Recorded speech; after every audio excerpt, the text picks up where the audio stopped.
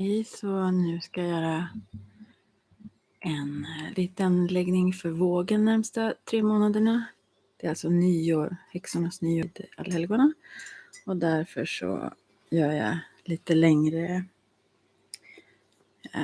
audiostå eller podd kan man kanske kalla dem, med kort. Jag läser inte de här synskt men lite intuitivt. Och jag tänker också att det som är menat för någon så hör den det. Så nu ska jag använda Nicoletta Kekoli Tarot, White Universal Tarot och här har jag också en liten, och så sen Animal Spirit Headbook. Nu hade jag också tänkt använda runor men jag glömde ta dem hit. Så jag tror att för den här, för vågen hoppar jag över det. Var det någon som hoppar in just när det var en här men vände så får ni prata med mig såklart här på chatten om ni vill eller har några andra frågor. Men jag börjar med vågen då, 3 månader framåt. Jag måste bara se vilken ordning de här ligger i. Så. Eftersom det är ganska få på den här kanalen kan det nog bli ganska exakt för den det passar. För jag tror inte det är så många som lyssnar. Det är en fördel faktiskt ibland. Så de första nu har den guideboken här så att säga. Men jag tror jag läste dem mer som jag uppfattar dem bara. Här ser jag 3 kort då från The Wild Unknown Animal Spirits. Kort, och jag älskar de här, de är så vackra men jag har inte använt dem jättemycket. Jag måste bara fixa en annan grej först. Jag kan säga vilka det är först. Det är hästen, geparden och draken. Det var den där draken som fick mig att älska korten framförallt. Alltid när jag kommer på att jag ska göra det här så gör jag väldigt randomly. Men nu ska vi se. Så det första tänker jag så här, om det här representerar olika personer, om det finns 3 personer, min känsla är att det har med det att göra. Och att en står här lite mer som hästen och här är den månskära där i pannan på den här hästen också. Och jag tänker att den här, det är en väldigt sån här stabil arbetshäst här på bilden. Som har flätat man, precis som man brukar säga ibland att små tomtar gör så här. Ja, strunt i det, men den här ser väldigt lugn, stabil ut, uppmärksam men lugn. Medan den här geparden givetvis har full fart och springer till den här hästen. Det är den mer eldiga av dem. Och den känns väldigt jordnära, den här hästen. Alltså jag tänker mig personligheter som kan uttryckas där. Det kan ju också vara kraftdjur och sånt. Men jag tror det här är någon som har full fart. Och jag tror inte det är en obalans här. Därför att hästen, och om det här är några i din värld, vågen, som du känner igen dig i. Så, ja, alltså, så förstår du vilka det är såklart. Ja.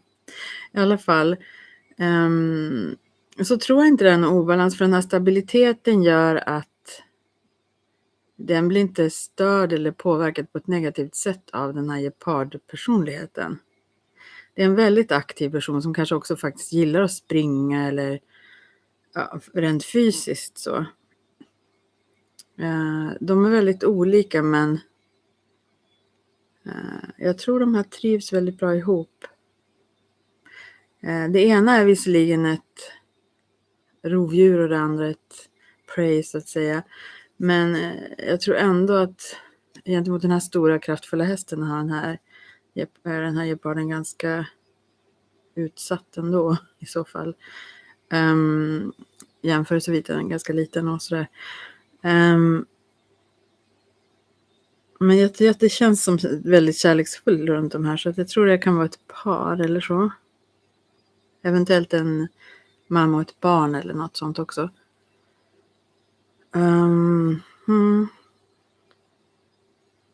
Hon är väldigt tålmodig och intuitiv, den här hästen också. Sen finns det här tredje kortet som är draken då, som är mer så här representerat andligt kort. Men här är det nog mer just att någon är synsk, någon ser. Det kan ju också vara en tredje person då som iakttar vad som händer.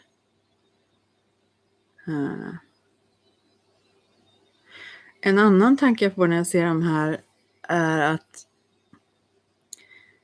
om det nu skulle vara en sån här jobbig situation som pågår, att det faktiskt är någon som lite stressar eller jagar den här hästen, om man säger, så finns det ändå några som ser precis det. Det finns övervakning typ. Det finns några som tittar på vad som händer.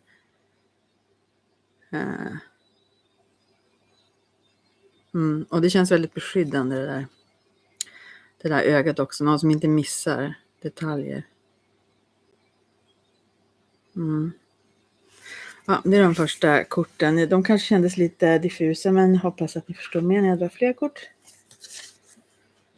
Okej, och det kan ju också representera de här månaderna. Att det första, eftersom det var 3, och jag sa att jag ska göra för 3 månader, så kanske den första hästen där är lugnaste första månaden, och så sen blir det full fart. Och sen är det drakens månad, den tredje. Vi ska se vad mer. Sen kommer jag upp. Sen ser jag en skorpion, vilket det här ju inte är, men det kan ju också vara ett stjärntecken förstås. För det här är ju för vågen. Men det kan ju också vara en varning här. Den har ju sin tagg liksom, som kan vara ganska farlig helt enkelt. Sen kommer samtidigt upp 2 i bägare i Universal Tarot då. Och alltså det är vanliga traditionella tarot. Och det kan ju representera Twin Flames eller Soulmates. Så det är ju som ett kärlekspar här, men det finns en varning. Antingen visar det bara som en bekräftelse att det är en som är född i skorpionens tecken, alltså här. Att någon av de här är troligtvis kvinnan. Men jag tror snarare att det är en liten varning här också. Det kan vara så här, för här är ju också plötsligt 3, fast det är bara 2 kort. Så finns det kanske någon som inte gillar det här. Hej! Här kommer min katt plötsligt. Kom, hej! Min magiska lilla katt. Hej! Jag vet att du vill vara, men du måste nog gå någon annanstans just nu då. Det är fullt här. Ja. Hej. Jag måste prata med henne, annars så bits hon. Ja. I alla fall så kan det vara så att det finns den där som tittar också med ögat, skulle kunna vara lite, fast det så beskyddande ut tyckte jag för vissa. Så skulle det också kunna vara lite avundsjuka. Att någon tittar vad som händer. Och någon som försöker förstöra det lite. Kanske med ryktespridning eller på andra sätt för de här 2 isär. För det är väldigt fint och kärleksfullt och lugnt här egentligen. Som ska kunna bli bättre, men ja, jag tror det finns någon lite poisonous energi här kring omgivningen. Någon i omgivningen gillar inte det här riktigt och vill sabba det. Så när jag sett de där korten tänker jag att de första också representerar det. Eller det första där med det här drakögat där. Jag ska dra lite fler kort. Titta på mig, vill ha godis, som fattar väl att jag är upptagen nu. Ska vi se. Det kommer många av de här djurkorten som jag inte är så bra på. Men jag ska försöka tolka dem ändå. Här kommer alltså en fladdermus och en näktergal. Och här får jag också lite samma känsla. Här är det mer luftenergi. Här får jag också lite samma känsla. Och alltså både att det blir gryning här. Jag tror näktergalen kanske kvittrar när det blir ljusare. Och den här fladdermusen ute flyger på natten. Och den har så här röda vingar. Så här. Alltså den kan vara lite skrämmande. Också kanske. Jag tänker att det är lite samma grej här. Att om det finns någonting som är, eller kanske upplevs det hotfullt eller obehagligt på något sätt, att Den här näktergalen är ju, kallar de inte det också den där Florence Nightingale? För de heter ju, jag tror det är näktergal va? Ja, det står Nightingale i alla fall. Alltså här är någon som är väldigt hjälpsam tror jag. Men här är någon också som behöver sjunga ut på något sätt. Berätta om läget. För den här fladdermusen kommer som direkt mot den. Och det kan kännas lite obehagligt.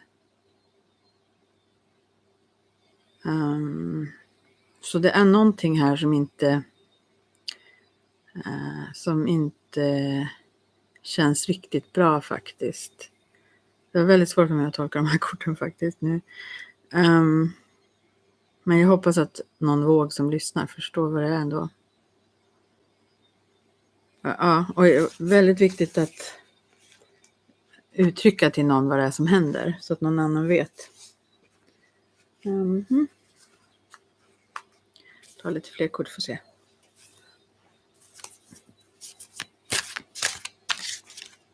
Det var väldigt länge sedan jag använde de här. Sen kommer rättvisan. Så jag tänker också att speciellt om man uttrycker det som nu eventuellt är orättvist eller orätt på något sätt. Så kommer det att lösas till din fördel. Om rättvisan kommer upp för sig själv så att säga, inte i en läggning, för då kan det betyda på olika sätt. Och har man själv varit taskig på något sätt så slår det ju tillbaka. Men om det kommer så här bara fritt som jag brukar tolka i alla fall så betyder det alltså att den här balansen återställs. Det är som 2 balansskålar som den här rättvisan håller i, det här traditionella tarot fortfarande, och ett svärd som i ena handen som visar det här beslutet. Också att man kan se bakom slöjan. Eller att någonting universellt gör det, så att det kommer att bli ett rättvist beslut eller rättvist dömt så att säga. Eller resultaten kommer att falla ut på ett rättvist sätt. Karma kan man kalla det också ibland.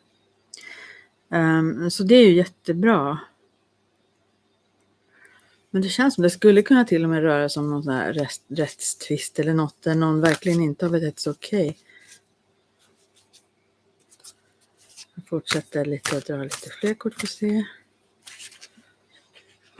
vad som det handlar om. Sen ser vi en spindel. 10, alltså The Wheel of Fortune från Kekoli Tarot och 7 i pentagram ifrån vanliga universella tarot. Och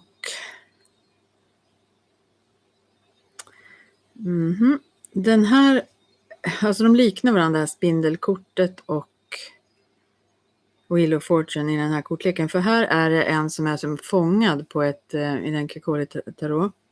Hon sitter på sånt här hjul som man kan tänka snurra på en festival. Eller som man kan kasta. Det är egentligen en stor måltavla är hon faktiskt. Det här blir värre och värre. Men hon är det, och hon har som fjärilsvingar här, väldigt vänlig. Men här kan man liksom kasta pil. Och det är som att hon också är på en scen. Som att det här är underhållning nästan för vissa. Och de kan som typ cirkusaktigt eller karneval. Så att de kan kasta pil mot den här tavlan och försöka träffa henne. Den snurrar kanske inte, men den skulle också kunna göra det med henne fast. De sitter fast där på det här hjulet. På samma sätt tänker om den här spindeln då. Möjligtvis på nätet, för det är ju ett nät. Men det är en väldigt vacker bild med regnbågsfärgat nät här och så. Men det är ändå som att man är fast i någonting. Och kanske är någon annan. Det känns som att det är någon annan som håller den fast här. Eller påverkar den så att man inte tar sig lös riktigt. Och det är kanske därför man behöver uttrycka också vad det är för situation till någon annan som kan hjälpa till. Och det tredje kortet här är ju att någon tittar på det den sina skatter, det den har odlat så att säga, eller sått som grott. Och det är väl rådet att koncentrera dig på de här sakerna du älskar i livet och som du har. Och tillåt dig att vara tacksam och fokusera ganska mycket på det lilla som finns nära. Ja, det är väldigt viktigt. Vad det nu är som är skatter för dig, men tänk över det egentligen noga. Om det nu är, ibland kan det faktiskt representera pengar, men många gånger är det annat vi värdesätter mer. Så det handlar om vad du värdesätter. Men de här första korten känns ju inte riktigt bra alltså.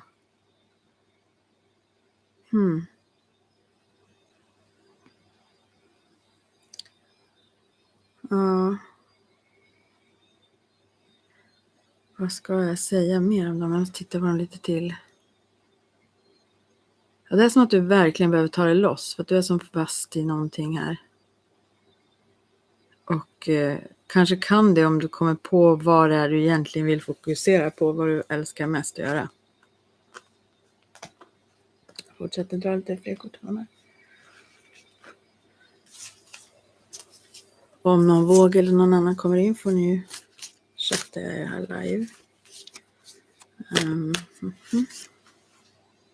Ska vi se. Och sen kommer en lizard. Jag ska dricka lite här. Kaffe har jag faktiskt här sent. Det blir inte bra om jag kommer måste vara vaken.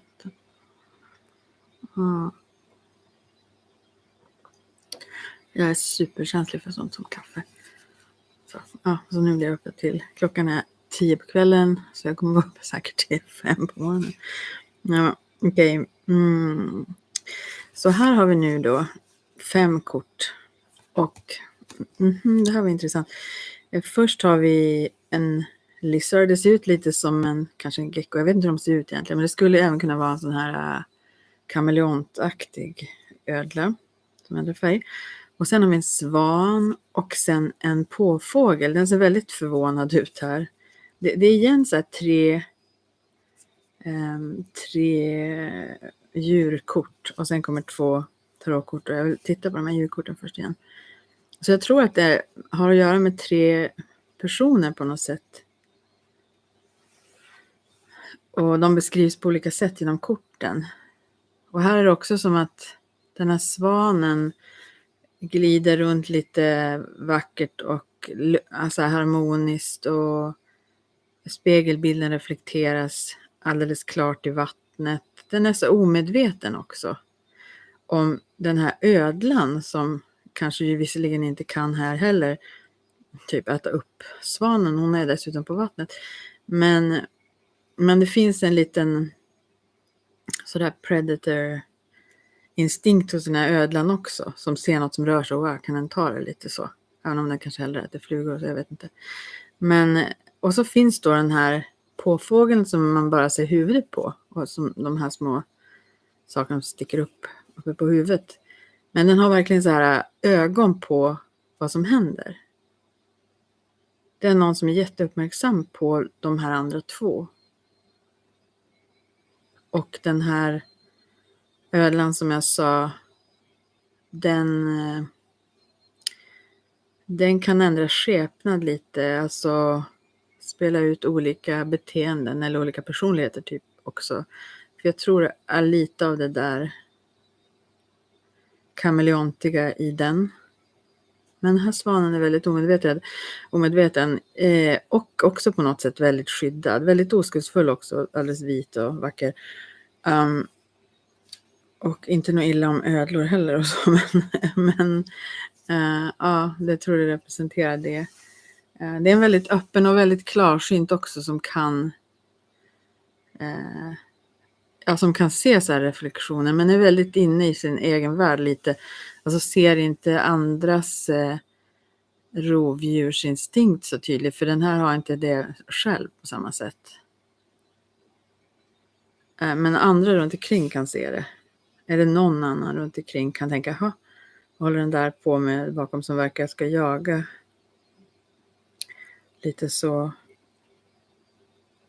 Och just att man inte ser så mycket av påfågeln får man också känna att för annars skulle den kunna ha sådär utvikt plym. Alltså synas jättetydligt. Men här är det som att den också håller sig lite hemlig.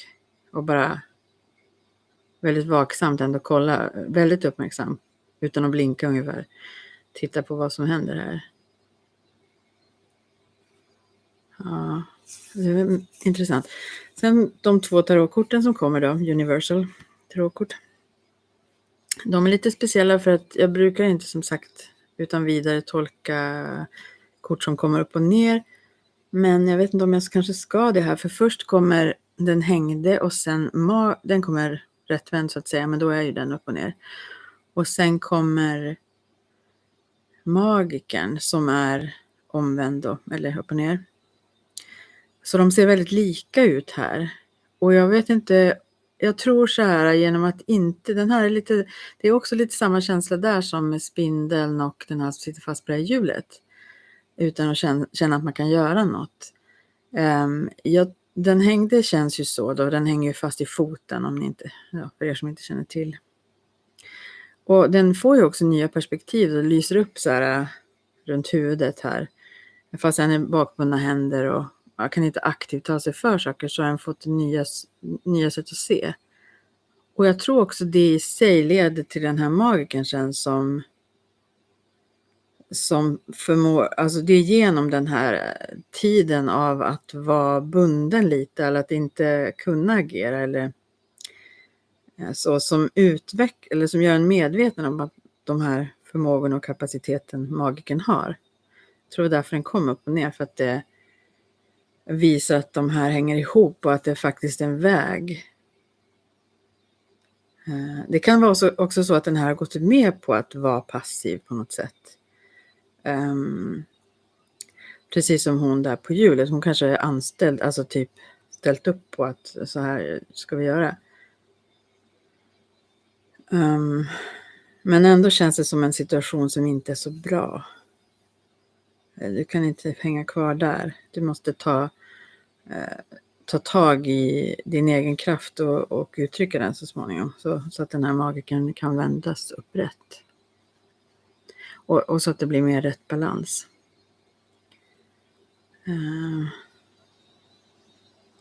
Men det tror jag kommer att hända. Du kommer att upptäcka under tiden här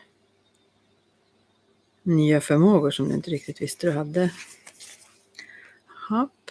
Fortsätter att dra lite fler. Jag kan inte fortsätta med de här korten hur länge som helst nu. Eftersom jag vet inte vad mer. Jag har inga direkta frågor, men för de närmaste 3 månaderna för Vågen. Ja, jag tror alltså nu kom de upp fast samma kort igen, så jag ska inte säga något mer till Vågen helt klart. Jag ska bara titta på de här igen, men nu kom de precis omvänt så att säga. Så nu börjar det med magiken rätt upp, alltså upprätt.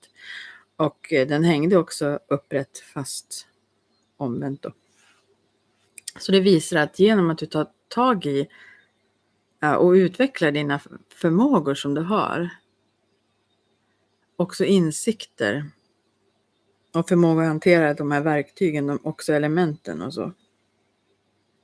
så balansera dig själv. Och sätta dig själv först, det är också number 1, det är också 1, att faktiskt lyfta fram ditt ego. Ibland behöver människor det faktiskt, som inte är så vana framförallt, eller låter sig komma i andra hand och så. Och då kommer den här hängde så att säga upprätt också och blir fri från den här situationen som den inte kan påverka. Du kan påverka. Du behöver också bli medveten om dina inre förmågor verkligen, styrkan i dem. För att komma loss här. Jag vet, det får en sån här jätteextrem koppling. Natasha Kampusch, du vet här. Så här. Men jag tror det bara var det där att någonstans fanns det en sån styrka i henne, tänker jag. Som byggdes upp under lång tid. Så att plötsligt var hon den som var starkare än sin förövare eller fångvaktare. Alltså mentalt, tänker jag. Att hon visste nog det ett tag innan att jag har övertag här. Och jag menar inte att det är en sån liknande dramatisk situation. Men just det här, den här styrkan som kommer inifrån, som gör att det här hela den sån här game changer, alltså det ändrar situationen helt. Så att du är den som lyser, du är den som har övertag faktiskt. Och som kommer också och expandera eller lyckas väldigt bra med saker och visa att du kan och är kompetent med de här sakerna. Sen var det inte 3 här från början. Jo just det var den där påfågeln, den är inte med här nu, men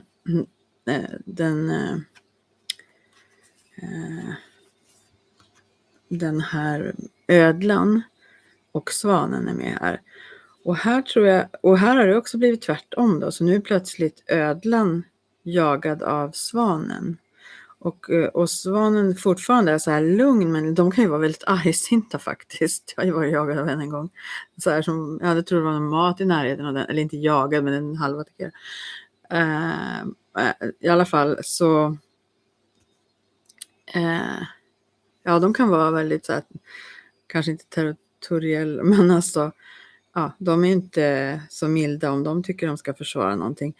Så, och här är den där dubbla speglingen fortfarande, men nu när man tittar på den så ser den liksom lite arg ut, som att nu har den fått nog här.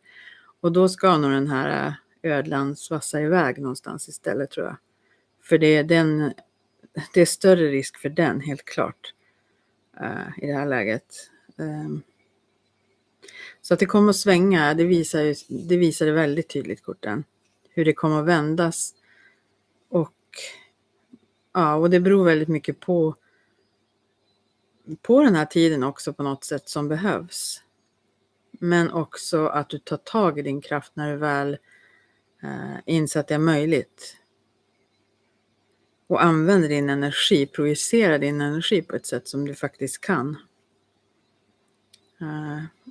Och du kommer att bli ännu mer medveten om det. Och du har inga så här dåliga avsikter om det nu är den som representeras av svanen. Men du har en väldigt kraftfullhet i din energi. Så den här kan nog inte lura. Så det är som om det är någon som försöker fånga in eller lura på något sätt här. Och ja, det kommer i alla fall inte att lyckas. Men det är fint också att det finns andra som ser saker. Jag ser att någon är här nu. Har du lust att ställa någon fråga till korten eller så är det okej. Det finns en liten chatt här om du ser den. Jag vet inte om den syns på telefon, men ja. Så jag tror inte jag ska dra några fler eftersom det där kom upp. Samma kort kom upp igen. Jag använder ändå 3 kortlekar. Så jag tror det var de budskapen som Vågen skulle få. Så du som är här, du får jättegärna ställa för. Jag kan dra ett kort för dig. Jag vet inte vem det är. Jag ser bara en 1. Så jag kan dra ett kort för dig för att se vem du än är. Annars behöver du inte lyssna. Nu är 2 här. Hej någon. Om ni kanske är engelska. If you speak English, you can still communicate with me in the chat here if you want to. But I will pull cards now, or I pulled 2 cards for the first one who was here, and then the second one I can pull cards for soon if you don't have any questions or so. Och på svenska går det bra också. Okay, so I will speak in English now. I don't know if you're Swedish or not. So now I got the Star and the Wheel of Fortune, which is wonderful cards for whomever you are. I was doing some Libra layout in Swedish just previously, but now. So the Wheel of Fortune and the Star, this is just things are going to become way better and there's so much hope. Yeah, that's just totally positive cards for the one here.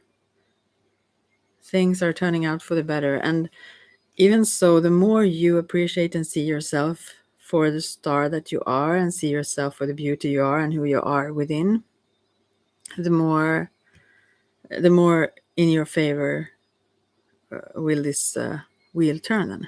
That's a stutter way of speaking. Oh, hi. Oh, it's nice to read you again. That was very long time ago, right? Glad you're back. or am I? I'm just kidding. Well, were you the first number 1 there, or are you the number 2? You're the number 1, right? Okay, but this was anyways if you are still here, then you are, I don't know who you are, but it's number 2 left, or someone left. I will pull cards for you now. I don't know if I dare to, though. Well, I do. Are you okay with that? But you say hey, so it's like maybe you. I can speak in Swedish now then. I will pull some cards for you. Let's see. Wow, so here we have some animal cards. I won't interpret them reversed. I will just look at them upright, but they have different meanings reversed. These are the wild unknown animal spirits, if you want to check them out. So, what is this? This is a dolphin, a rabbit, a raccoon, and a sea serpent. I don't know. I have no clue how to interpret this. Do you know? The dolphin is quite a happy, cheerful one. And the rabbit is a little bit apprehensive here. I mean, they are guarded, like they look out for anything since they're prey often, you know. So yeah, and then the raccoon, it's like a little bit hidden in the shadows here. Black and white, like you, like I think. Okay, so what else? And then the spirit card here is this sea serpent, who also is Ouroboros, or is that the name? That's like a serpent biting its tail, as well as it looks like an eye at the center, almost those. What are they called? Those. I have other decks here. If you don't understand this, wait a second. I just dropped everything. Yeah. So this one, it's like 3 decks in one. So they like I dropped them. Oh, anyway, so it have like wings. I think also the sea serpent almost like, or no, it's like what sea animals have. You know, those whatever it's called in English.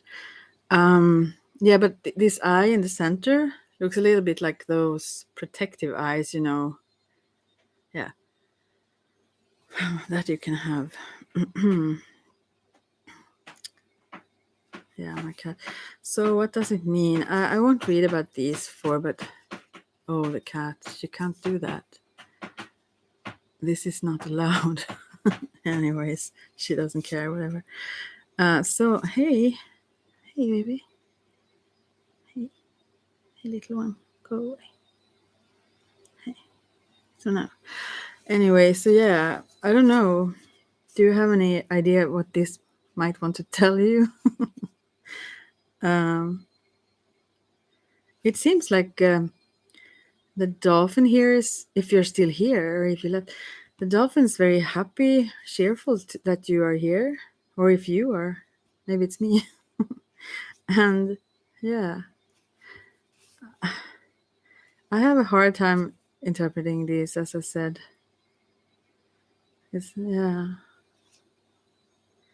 It's almost like protective also, this, or maybe capturing this sea serpent.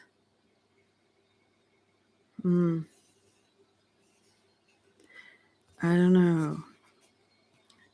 Life eats life. I don't know. The raccoon. I don't know a lot about raccoons, but this one is a sweet one that is hidden in the dark, though. With these, since it's dark here and it's black and white, you know. I don't know a lot about them, but those are very sweet eyes, like also still like hiding. Yeah. So yeah, I don't know. Maybe I have to pull some tarot cards because I don't get this very much.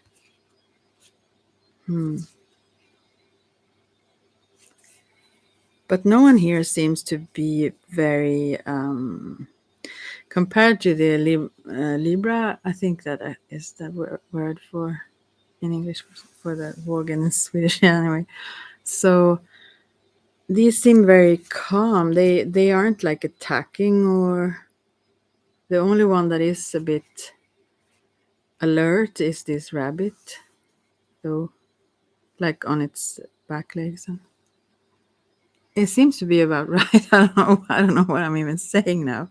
Okay, I will take some more coffee. Maybe I get something right.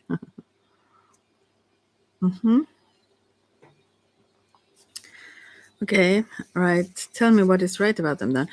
But it also There are all kinds of colors here as well. I mean, around the dolphin there is all kinds of yellow, red, pink, bluish, everything. And around this rabbit there are very much red colors. The raccoon is very much hidden in the dark. There is almost black. But then the sea serpent have these green and blue colors. So it's almost all colors, all energies combined here. Yeah. And it may differ. I mean, we all trying to harness the inner serpent still. Okay. The sea serpent, I don't even know what it is really. But this is just, maybe I should read about that. That's the spirit card. I will read about one of these cards. Let's see what it says. I don't think it says a lot. Maybe I learn something then. Here it is. Oh, it's a little bit dark as always when I do these things. I will try. Healing emotional wounds, expressing desires, which also go hand in hand, I guess, with the dolphin and the. I miss the kindness in your word. Oh, is it still there? I'm watching the Blacklist now. I'm feeling like, no, not like Agent Keen, but let's see now. The desires here also. Maybe the rabbit make me think of that. Even the dolphin with its playful. It's almost, it's very loving, at least playful energy. So the sea serpent represent the energy of expression, whether it's emotions, creativity, sensuality, or desire. The sea serpent helps us move and direct our energy into a healthy current. I'm reading slow because I can't hardly see it. Oh, into a healthy current. When the essence of this card is in balance, we express ourselves creatively and sexually without fear or shame. We know what we desire most. Oh, I read so strangely. Yeah. Our hearts are at ease and our relationships are meaningful and enduring. We loosen the grip of self-judgment and we let the cool waters of forgiveness. We let the cool waters of forgiveness in to heal our wounds. When the energy of the sea serpent is not yet activated, our emotions and creativity are left in the muddy waters. The current of expression, what does it say here? Stagnates in some areas of our lives, and in other places it floods. Yeah, it's unbalanced like that. It's important to remember, no matter what the waters of our emotional lives look like, the sea serpent loves us just the same, like a mother. She wraps herself around us as a gesture of protection. She supports us as we learn to express our true natures. Let's see. The sea of the subconscious deep waters. Yeah, the moon and all that. Yeah, and here is a star at the center. My name is Star.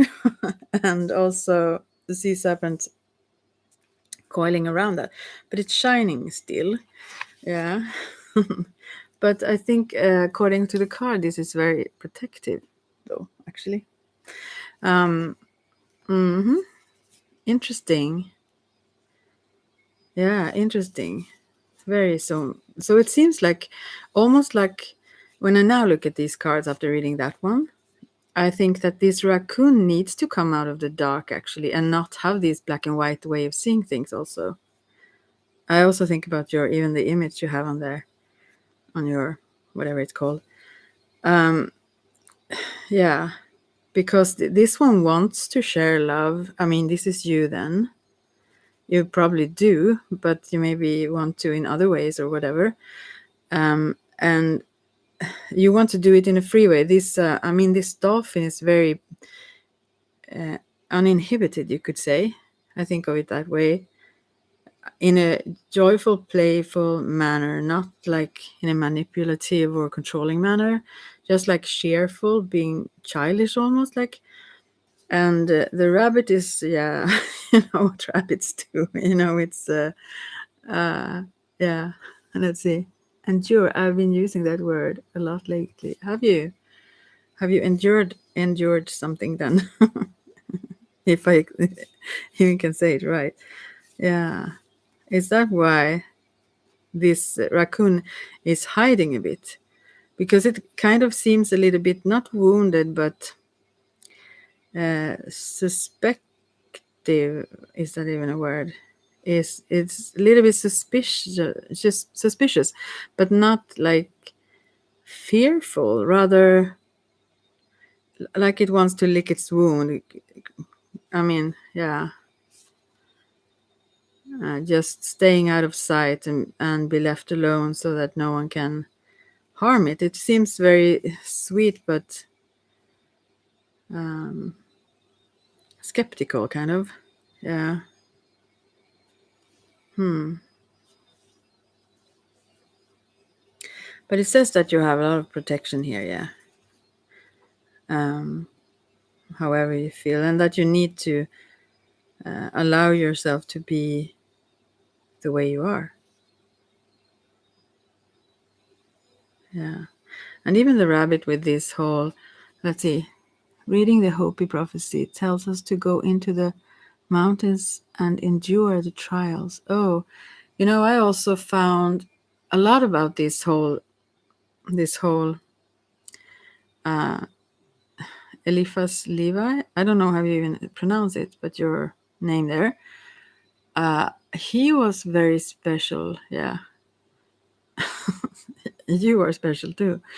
But I mean, the things he discovered, or I mean, he was also one. Now I don't even remember what I've come across during this time. You have been quite silent, but it was like, I mean, it was really marvelous things. I don't think it was related to maybe Crowley or those, but I mean, a lot of things that I didn't know he was the, you can say founder. I don't mean, but like things he discovered or shared that others hadn't discovered before. Never mind. So I haven't checked into him a lot, but when he popped up and I've seen those things, I realized he had pretty profound knowledge. Yeah. Or had, I mean, or he's still alive wherever he is. But yeah. Yeah, but I was thinking about this rabbit also. I think that you shouldn't like run from yourself, because this one is very quick to run. Maybe also this is a sequence. Maybe this is a sequence of things, not the sea serpent, but if you think of it that, like these three first. First is this loving, cheerful dolphin, and then it gets a little bit scared like this rabbit, and then hide away like this raccoon. Yeah, maybe. So, but not to run from yourself also, or from emotions. And so, yeah. Go into the mountains and endure the trials. I haven't read the Hopi prophecy. What does it tell more than? You are not getting out much. Why? Why are you not? Maybe I should pick some other cards for this, because these are so difficult. I have to put them away and take some other deck for this. I mean, I don't. I love them, but I'm not so acquainted with them.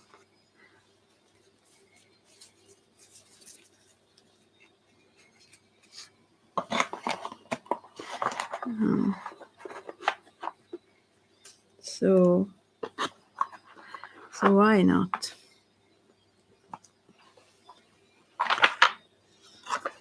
Are you this? What are you? What you have probably said before, but I've forgotten, and also I don't know what is true. But I mean, what sign are you born in? I did this previously for the Libra. I thought just about this. This was someone feeling like trapped or so, but that's not maybe you though. I've forgotten what. I think I've asked before. I'm pretty sure. I think you were. Oh, I know now. You were Cancer, yeah, right?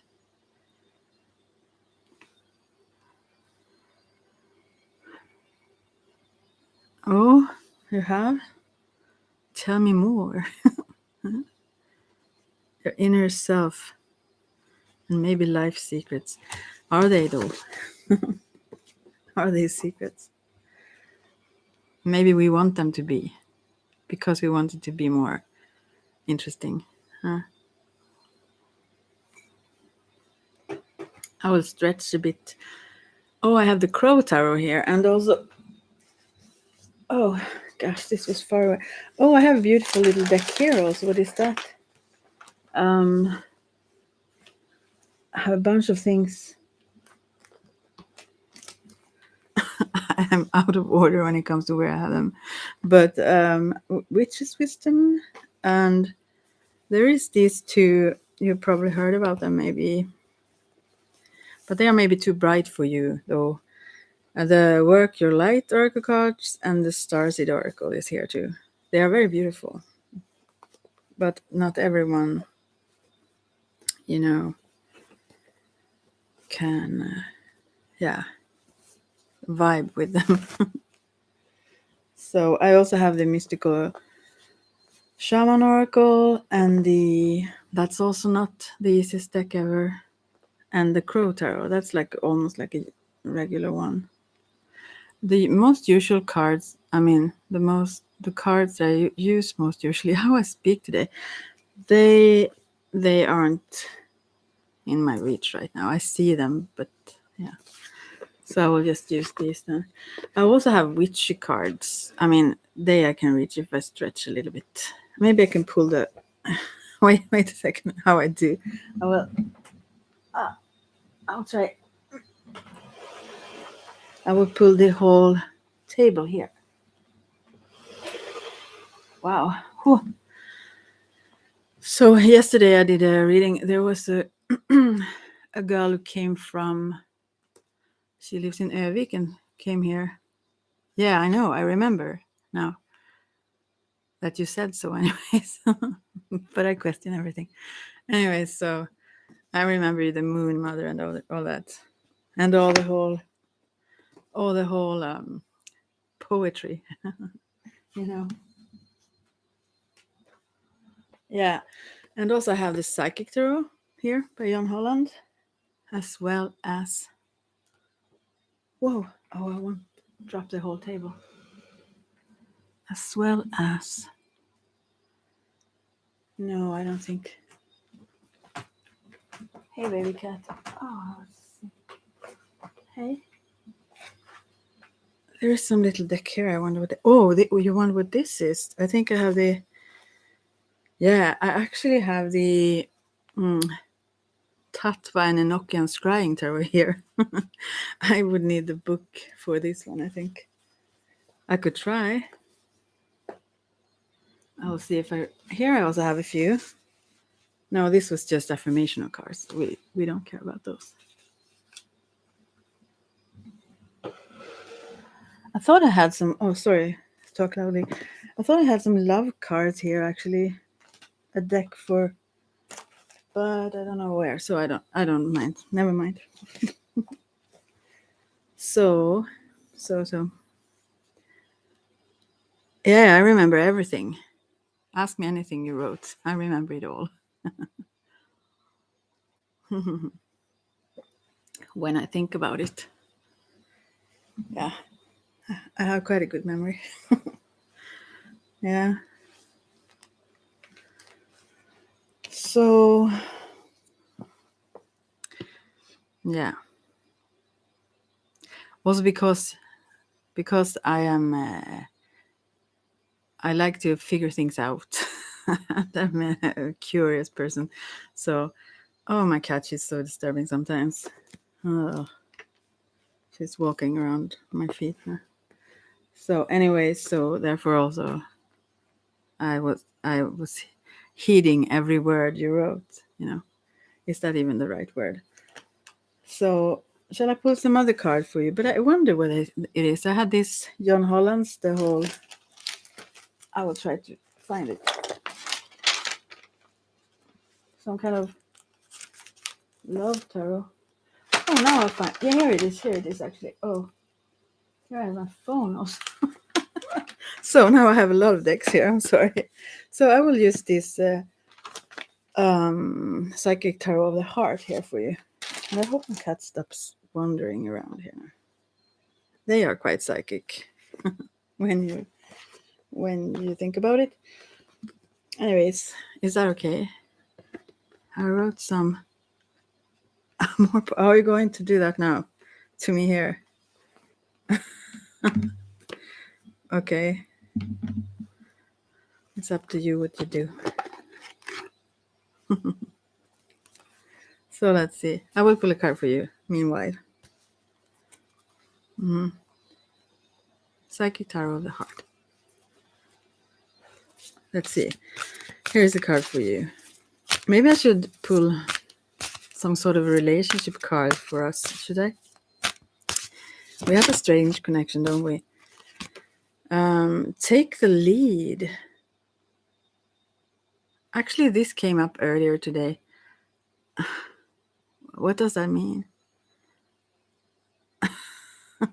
Well, I remember you extremely well. You are one of the most persons I remember most in the world, I guess. So, yeah, let's see now. This is. Oh, I wish I could show the cards, but this is the Psychic Tarot of the Heart, and this is with the purple border. It shows a hand holding some flame or something, energy. And it says take the lead. I think it's for you. So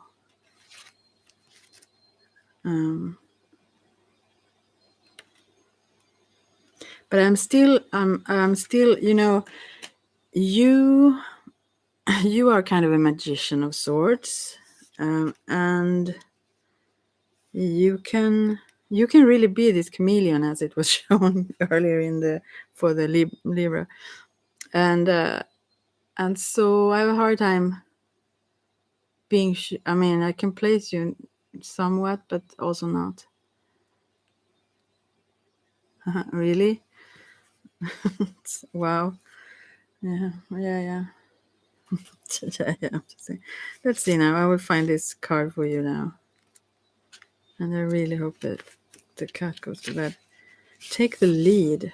I wish it wasn't so dark so I could actually read it, but I will try. It says enthusiasm initiative, grooming. Is that really the? No, I think it says grounding. Gosh, and creativity. Strong energies for success are around you, and new opportunities are opening up. Tap into this energy to fire up your relationship and bring your all. No. And bring you all that you desire regarding matters of the heart. This seems to be the message to you overall. Call down the divine flame that's in the image here to ignite your passion and show you the way to achieve your deepest wishes. Don't wait for the other person to make the move or make a move. Take the initiative. Be bold. You are quite bold also, aren't you? So let's see. Now is not the time for the status quo. I don't even know how to say that. I always don't know how to pronounce that. That's how I say it. Use this. I should know since there was this group and everything before. I don't know. Use this beautiful fairy energy is what I read, but it says fiery. But now I find it that funny. Um, to explore new possibilities. How can you spice up a current relationship? Just by being here, right? How about learning a new skill with your friend or taking the family to a special, what does it say? Vacation, yeah. If you're, God, it's so dark. If you're looking for a new relationship, think creatively and try new ways of what of meeting someone. Step out of your comfort zone and be a little daring. So, yeah, that was the card here. Interesting. I think you're daring though. What I wonder a lot, can I ask you some questions? Because I have a lot of questions. I always have a lot of questions with you.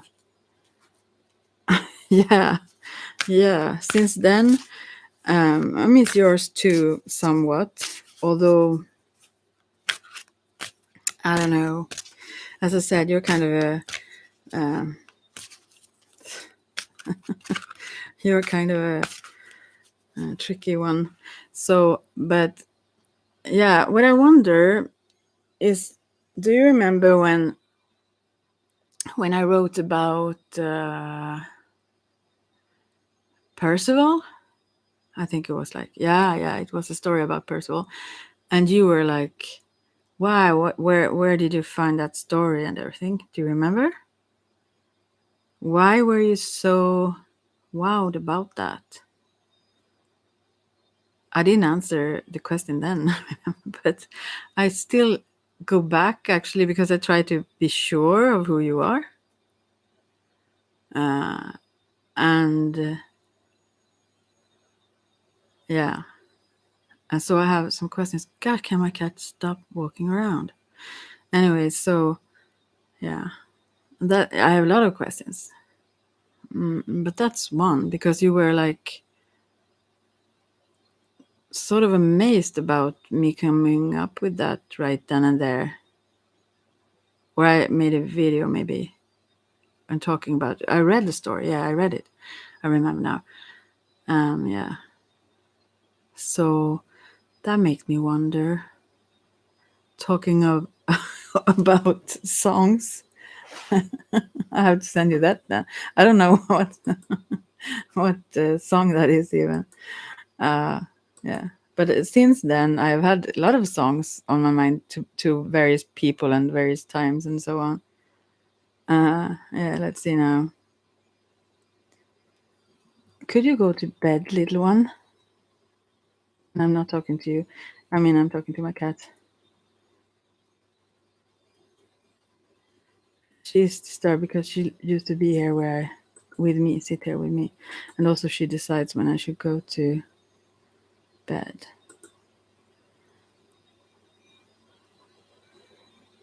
Um, what song is this then?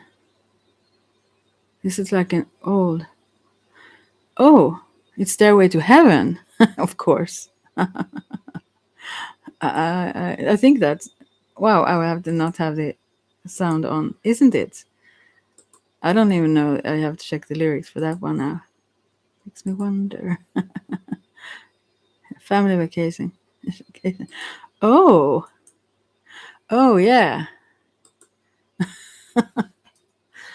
right. Mm-hmm. Yeah, I'm so yeah. I don't know, but there are so many things. I mean, yeah, there are so many things. There are so many questions here. I didn't think you would ever come back. You vanished for so long. So, but you said you wouldn't. So at the same time, I'm not very surprised. So, uh, Stairway to Heaven. I have to read the lyrics here now. I mean, I think you also thought I was intending things a lot where I didn't because I'm pretty random and impulsive. I'm reading it now while I'm quiet. I don't want to read it before I've read it silently, because if it says something very stupid. Oh, wow. Okay, I will try to read it then. I don't know what the meaning of this is. So, there is a lady who's sure all the glitters is gold, and she's buying a stairway to heaven. When she gets there, she knows if the stores are all closed, with the word she can get what she came for. Oh, never mind. And she's buying a stairway to heaven. There's a sign on the wall, right? But she wants to be sure, because sometimes words have two meanings. In a tree by the brook, there's a songbird who sings, sometimes all of your thoughts are misgiven. Oh, it makes me wonder. It makes me wonder. There's a feeling I get when I look to the west, and my spirit is crying for leaving.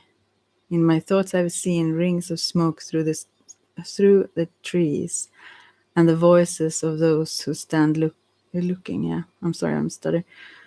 Oh, it makes me wonder. Oh, it makes me wonder. And it's whispered that soon, if we all call a tune, then the piper will lead us to reason, and a new day will dawn for those who stand long, and the forests will echo with laughter. Yeah. Oh. if there is a bustle in your hedgerow, don't be alarmed now. It's just a spring clean for the May Queen. Yes, there are two paths you can go by, but in the long run, and there's still time to change the road you're on, and it makes me wonder. Your head is humming, and it won't go, in case you don't know. The piper's calling you to join him. Dear lady, can you hear the wind blow? And did you know your stairway lies on the whispering wind? And as we wind, what does it say? Wind on, or wind on, no, wind on. And as we wind on down the road, our shadows taller than our soul, there walks a lady we all know, who shines white light and wants to show how everything still turns to gold. And if you listen very hard, the tune will come to you at last, when all are one and one is all. Yeah, to be a rock and not to roll. And she's buying a stairway to heaven. It's very beautiful, though. Sorry, it took so long time to read that. There is a short time lag with my text. Yeah. Okay. Oh, but what I wonder about that is why was that so why were you so fascinated by it? I can think of several reasons. I mean, depending on who you are, that is. So, yeah. So, yeah, there are a few things that makes me wonder, yeah. King Arthur's story is strong story for me, yeah. Means a lot. My wife had connections with Lady of the Lake during meditation. Oh, okay. Tell me more.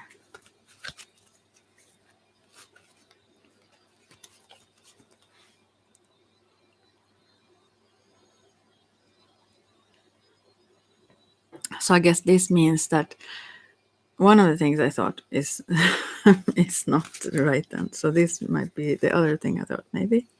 Or maybe someone is, I don't know. Sadness and isolation comes up now. 3 of Swords. You know, in this book, I will continue to talk, but I kind of listen to you, or I read you. Sort of. I don't read you. Maybe I should do that. I've never done that. Right? Psychically. Should I? Anyway, Psychic Tarot of the Heart. And here the 3 of Swords is very special because it's a man. It's like a night and day in the same card, and there is a man who hold around his knees and like crawls. No, not crawls, but I mean he is like in a fetal position, almost sitting like, and she is standing on his feet and just she's like energized or jumping out into there's so much brightness around that and daylight. I mean, it's like two people feeling opposing each other, sort of. Maybe she's leaving here, like liberated in some way, and he's heartbroken there. Does that make sense? This came up now.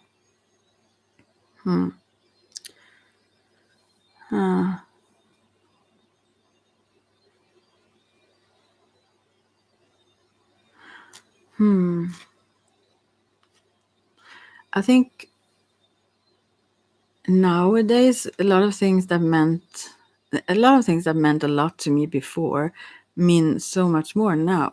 I mean, it took me a long time for them to I don't know. It's like some things just needed to, yeah, it took a very long time for some seeds to grow. And also, I think I was busy with so much else, so it didn't have a chance to, I don't know, be rooted like certain things that now inspires me beyond belief. And it always did. But yeah, so much was in the way, let's say. So anyways, this card that came up, maybe that's an answer too.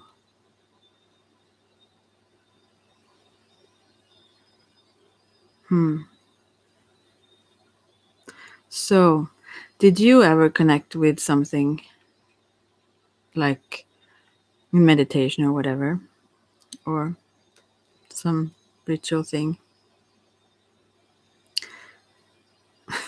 I know it did. Why do I even ask? But I mean, I try to make myself know certain things. The Lady of the Lake.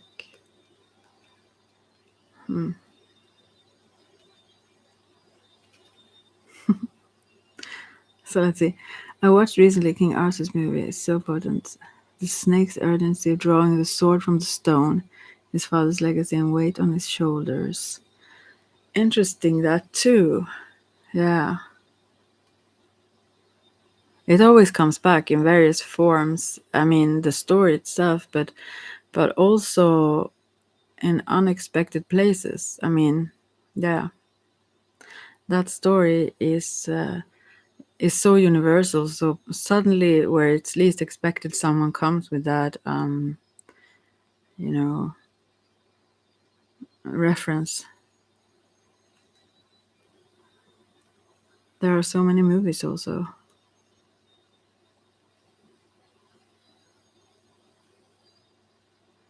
Yeah, the mission. What is it?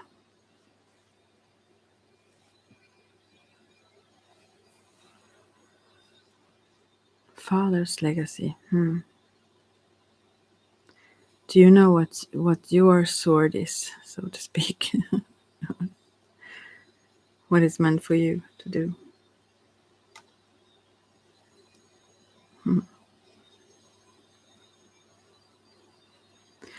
I wonder about this though. The three of swords here.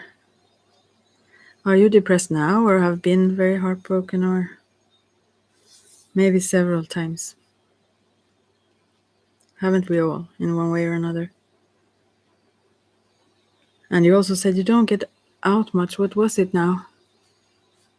I remember things from far back better than the recent one, like what you wrote now, for example. But yeah, because it says sadness and isolation here. I'll pull some more cards. Maybe I should just skip the cards and just tune in. You know, I have those blank cards without anything on it. I can, tune in much better without cards. They just sidetrack me sometimes, but they can be also, I mean, you know this for sure yourself, but it's more, it takes less energy just to read card. I mean, if you don't tune into the cards. So now I get 6 of swords, and in this deck it says healing begins, and she's opening up these. They used to say the veil is thinning, and she opens up these curtains of veil. So something is healing here, I think. And maybe it's also a message to tune in, change from one to another thing. Yeah. I guess there is so much. I mean, certain things are so easily misunderstood if you don't know from inside of someone, or if you don't know their purpose or aim. Certain things can be very, I mean, interpreted from outside as something entirely different than they are. So I guess, and sometimes that's very hard to explain, or maybe you don't have a chance to do so as well. But okay, shall I tune into you a bit? I haven't done this before. I don't think, have I? Yeah, I have. Of course I have. I have. I just try to remember now. What was it? No, it was just a few things about some share and everything. Yeah. The card about the 3 of Swords seems close. My relationship is a bit strange. Oh, we're good when we work together for the kids, but we are very opposed in our nature. I think you said that before. Yeah, and it was something that was very weird about that sort of things, but never mind. That weren't really adding up exactly as I recall. But okay. But do you want to tune in? Want me to tune into you a little bit now? Shall I? See if I can pick up something. I maybe won't say everything I pick up. But I did try before, a long time ago. Just give some, and that there were some shares you were going to sell. You said. Or get rid of, rather, maybe.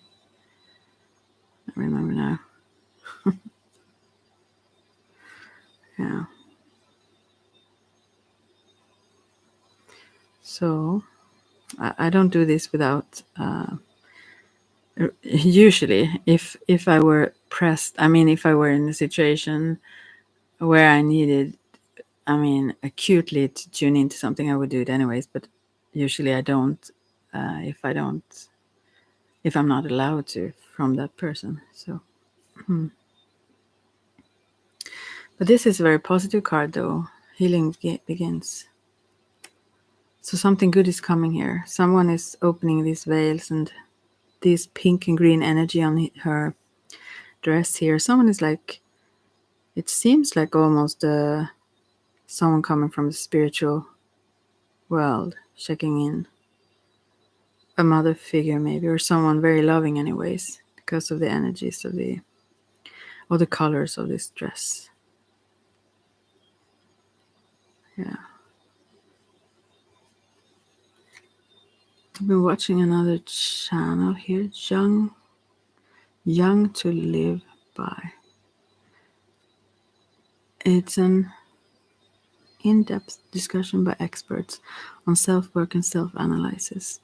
Really helped me a lot over the last year, opened up my eyes. Oh. So in what ways did it? I have a little bit of a hard time sometimes with psychology, although I mean, it's important and it's valid many times. I mean, it's education. I mean, it helps you to understand other people and so on, and yourself probably also. But what I dislike with the things that I've come across so far, not that I've read a lot about those things, is that I see others who do, they tend to put people into very small pockets of, I don't know, understanding, but frames. I like that word for it though. I like framing people. But I mean, it's almost inevitable maybe that you interpret what you meet in someone or what you see in a very narrow or set way, and that really becomes a misunderstanding easily, because you have your preconcepts or the things you have learned about whatever humans behavior, or you think is the way you should interpret, and so you become blinded by it also. I think maybe that is something else that you say you have found. But to me, I have a little bit of an aversion to many psychology things. I think I've seen that and met that somewhat, that it reflects things in a false way, and it can make people very blind to what's really there instead. And that's what I dislike. But it's also very many good things, of course it is. If this is about that, but I think when you say young, so. And also I recall you said you worked in that field, didn't you? Previously. Right. Or but I don't know, you said so many things that could match, that could like yeah, that could fit anyone. So oh, I can read you. Wow, this will turn out interesting. Please comment meanwhile then, right? Wow, this I have kind of longed for, because I've tried not to read you anytime, because I don't, as I said, do that without being allowed to do so. And also, but I've tried to logically understand you and where you're coming from and what you mean and whatnot. Yeah, a lot, like a detective almost. And still, I'm still curious. Yeah. Yes, I am. So let's see now. Okay, we'll try then. Yeah.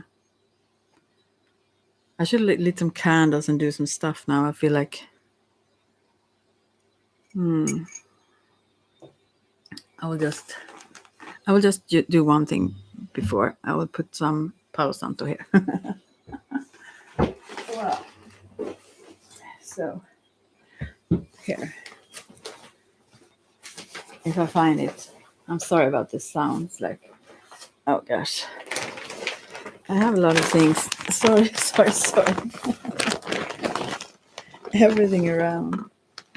Oh, I have some roses and everything. Here I have some match and no, a lighter and a Palo Santo. I need to have something.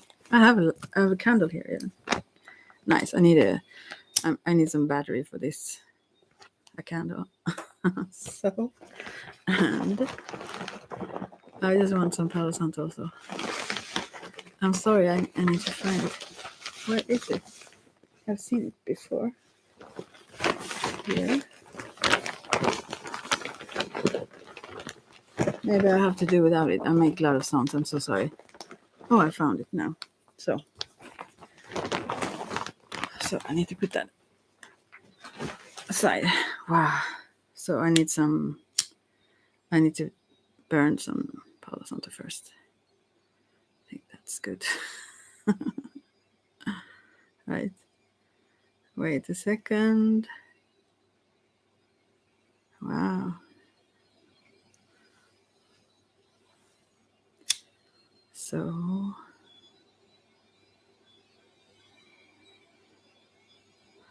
I don't hope my alarm start. I mean the fire alarm. I can't burn it more than that. I have to just be careful. So, right. Now I will start to. Yeah. So, wow. Whew, okay. Now I will tune into. Oh, I feel, first of all, I used to do it like this when I tune into someone. I feel their chakras first. So, I feel that you are very, grounded in the physical, very, like, solid, you could say, or stable. You have, in Munaki, they talk about navis, like these chakras are like eyes. We can see what it means, like eyes. But I feel like you have what you need. You don't feel worried about like survival or stuff. You feel okay like that.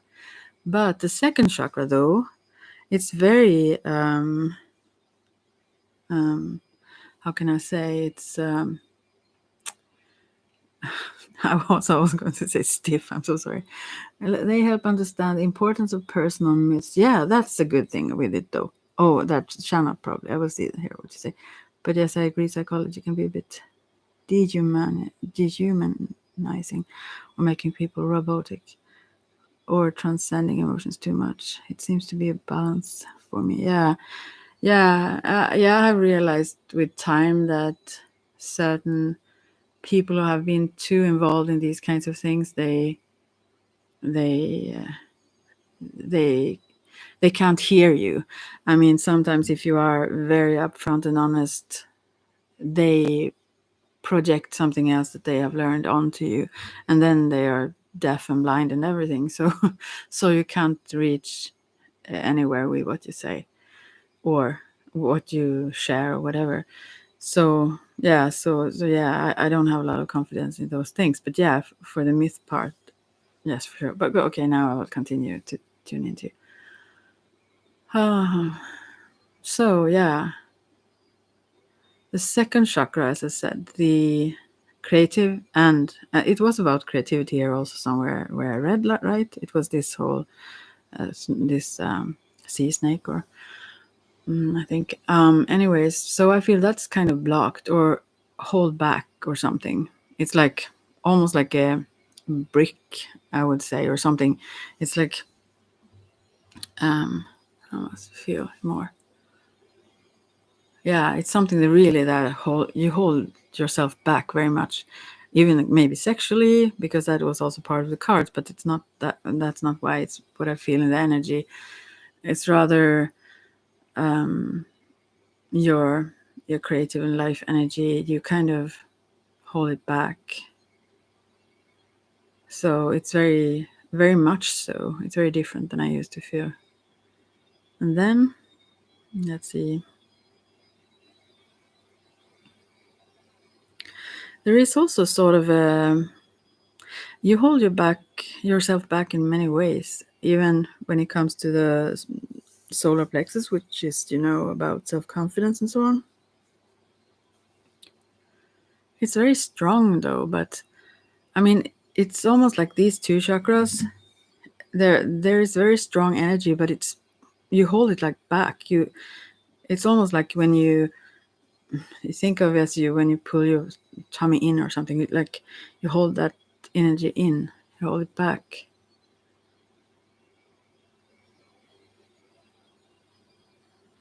Although it's strong, so it's interesting.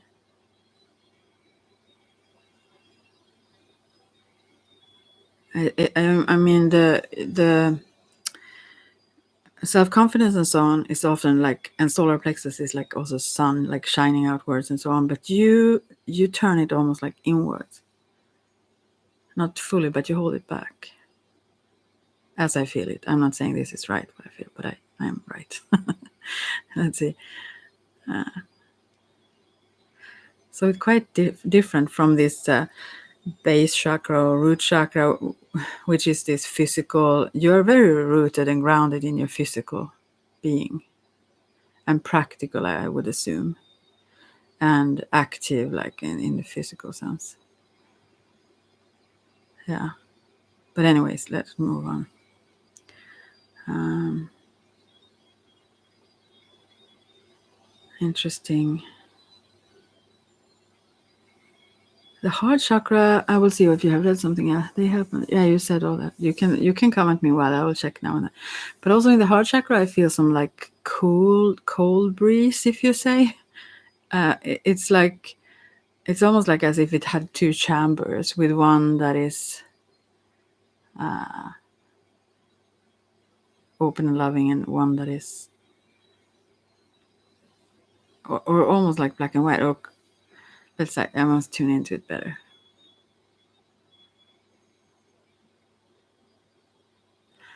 Maybe you have had, if that is connected to sorrow, what it is. It's like that is also an inwards energy in in one way. This heart chakra. What is this? Not totally, but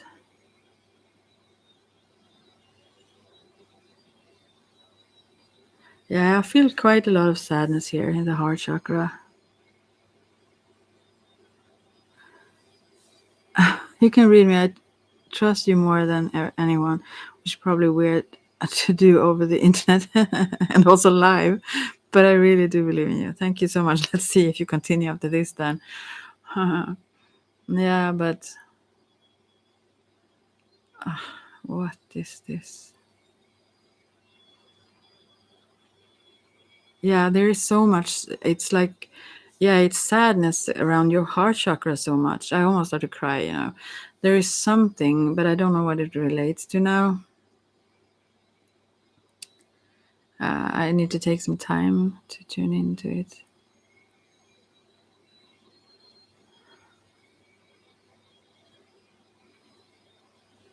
And the whole energy in the previous chakras where you hold it back, it loosens it. I mean, you heal when you do this as well a bit. So, so those chakras, their energies are opening up a bit. Meanwhile, I tune into and feel them. So the very set tension is like a bit released in a way.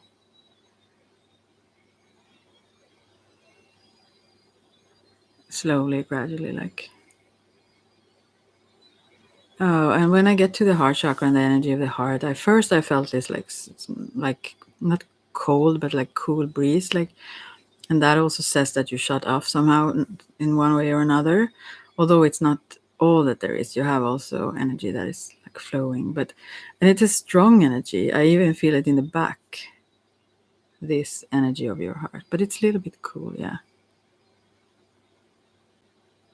I usually don't feel it all through, like, so I can feel a chakra in the back. I could, but I usually don't. So that's interesting too. It's almost like you hide it as well, so you could feel it easier in the back almost.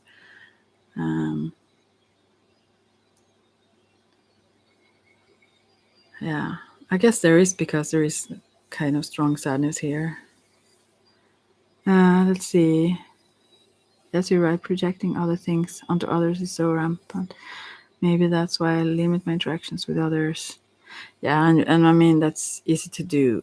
I mean, we always do in one way or another, whether we try to or not. But I think the moment you have a description of how someone is, I mean, if they have certain, I almost get allergic to all these definitions of how people are and whatnot.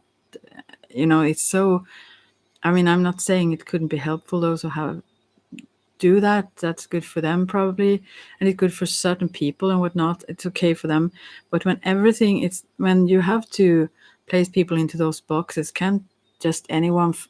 I mean, can it just be a tolerance that people are different, need different things, without having to define people in a certain. I don't know. I just have a hard time thinking that's a good thing for myself. I don't think that's something I want to do.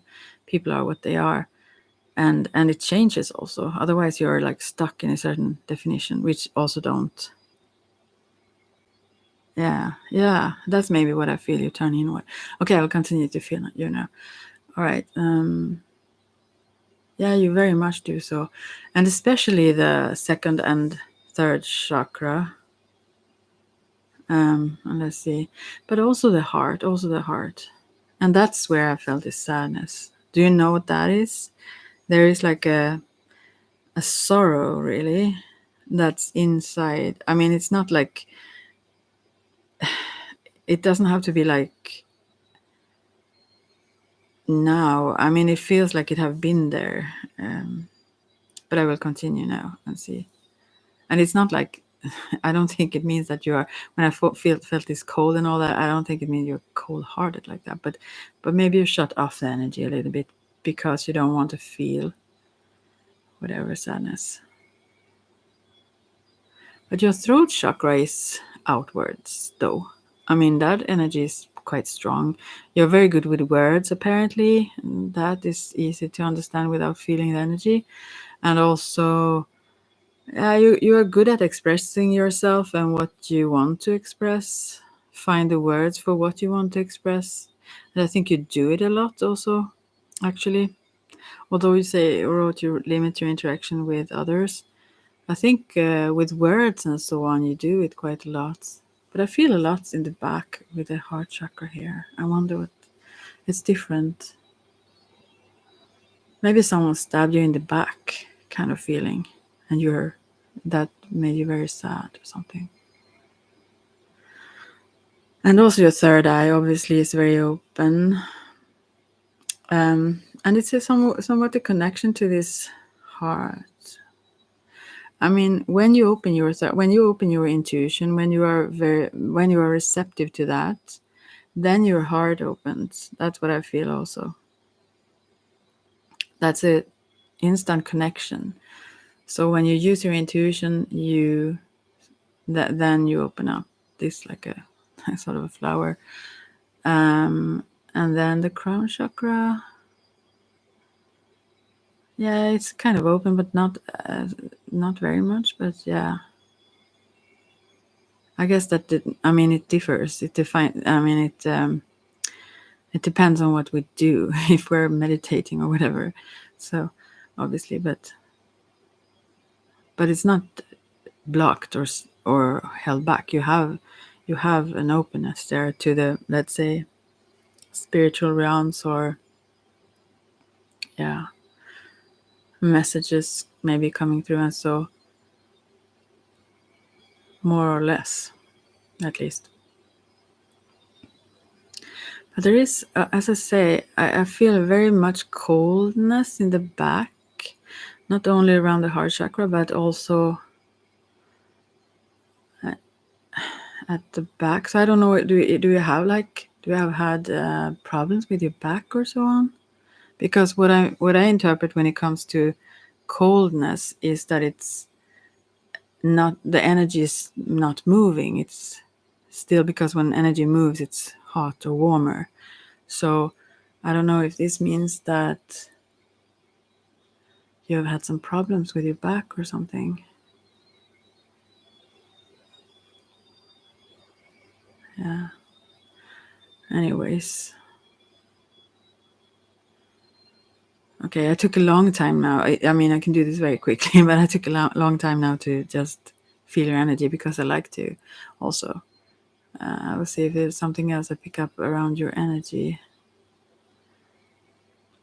I feel that you are very open-hearted in a way. I mean, you can be. I totally feel that. But you prevent yourself from it often. But naturally, your natural way is still to be open-hearted, actually.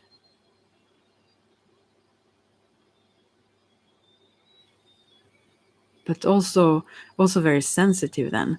So if you would keep yourself very open, then you also feel, you know, you feel pain easier. I guess psychology helps people navigate relationships so they know where to flow their energies. I don't know if it does though. Spirituality maybe though. Psychology helps people. I think psychology is a mind game in a way. Maybe not, because I'm not educated in it, probably. If I was, maybe I would hold it higher. but I also see that there is very much to gain in learning. I mean, probably I would have not fallen into sudden traps or problems if I would have known better, psychology better. But I mean, even reverse psychology, not the least. But so yeah, when it comes to manipulation, I think it's good because people obviously are very easily influenced, so to speak, if you learn psychology. But when it comes to flowing of the energies, I think it's more a spiritual thing, though. But anyway, never mind about the semantics. I will continue to feel you and see if I get some messages to you or some specific things. I also feel your feet a lot, but let's see. Maybe you walk a lot around a lot. Just that's why.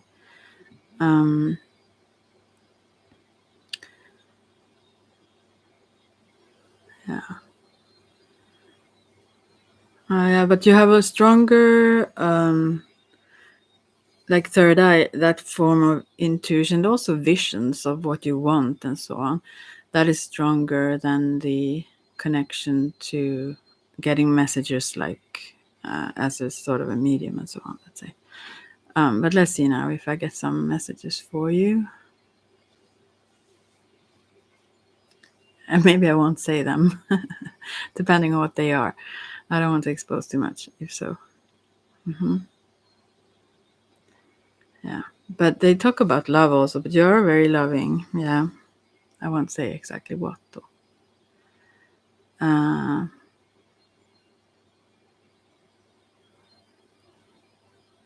I think this thing with the heart and everything, it's also that you're pretty selective. It's not that you are closed off, but you are, it's almost like that raccoon. You are kind of, you're waiting and a little bit checking things out first. Like, yeah. Then you become maybe this dolphin thing rather. Let's see.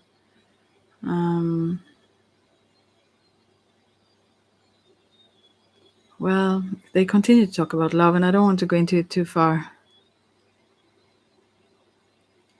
Oh, I really am not certain what my heart sorrow stems from. Maybe first cut was the deepest. Maybe a lot of things have happened to pile up. Yeah, maybe so. I don't know if that is even connected. I just thought about this thing in the back.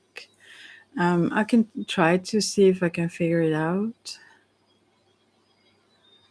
But the other chakras are like a little bit more open now, which is good, and also the heart. I'm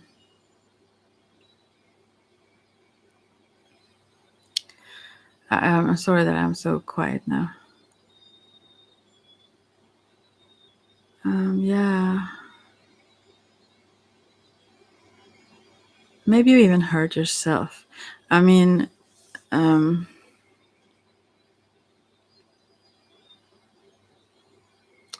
don't know.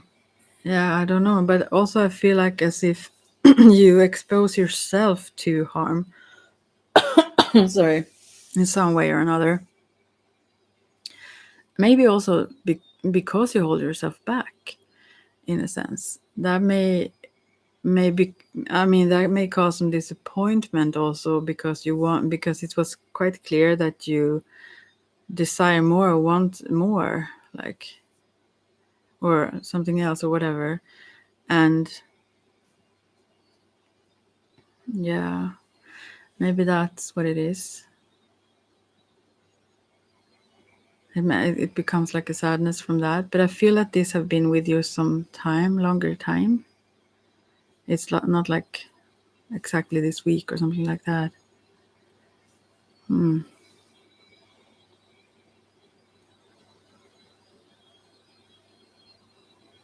But also the fact that I feel it both in the front and the back is I'm sorry. Maybe it's about the lungs, but why I start coughing. Maybe that is something. Do I have problems with the lungs? I should need some water. Now I just have coffee here. I will just pause a second and cough a bit.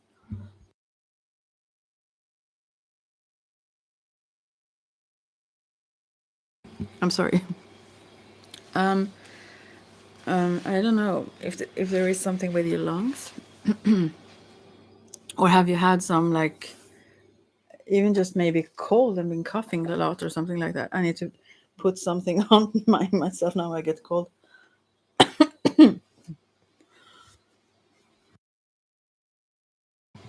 So I have a blanket here now. I get warmer. But let's see. Good. It's okay that it takes some time. I also hold back. I mean, no, I don't share all the messages I get because I feel that they are a little bit too private.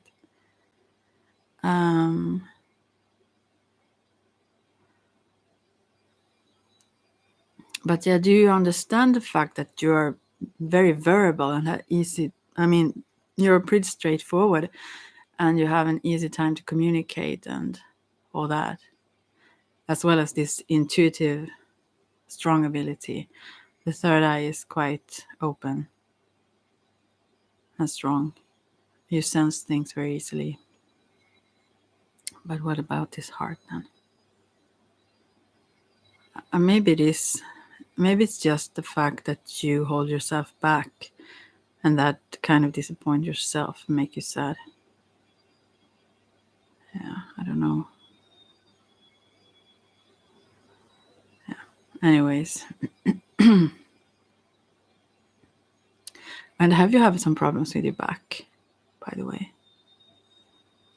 Oh, you say I have back issues, yeah.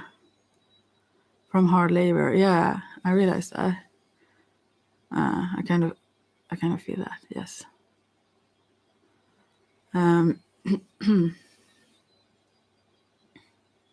Yeah, I remember that actually now that you actually that was a symbolic image, but you wrote about pushing a barrel up a hill, you know. It felt like it was like you were so sick of it, and people. I don't remember your words right now, but yeah, if you show your soft side, that would people would use that kind of. I don't remember now. Anyway, I will just tune in now. I can. I think I also block the messages now because I don't want to share them. But let's see now.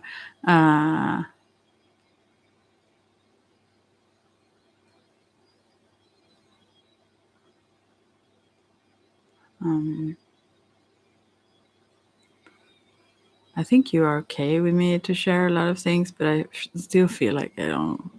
I usually do my readings more private, so we'll see. Do you have any questions? I can do it that way instead.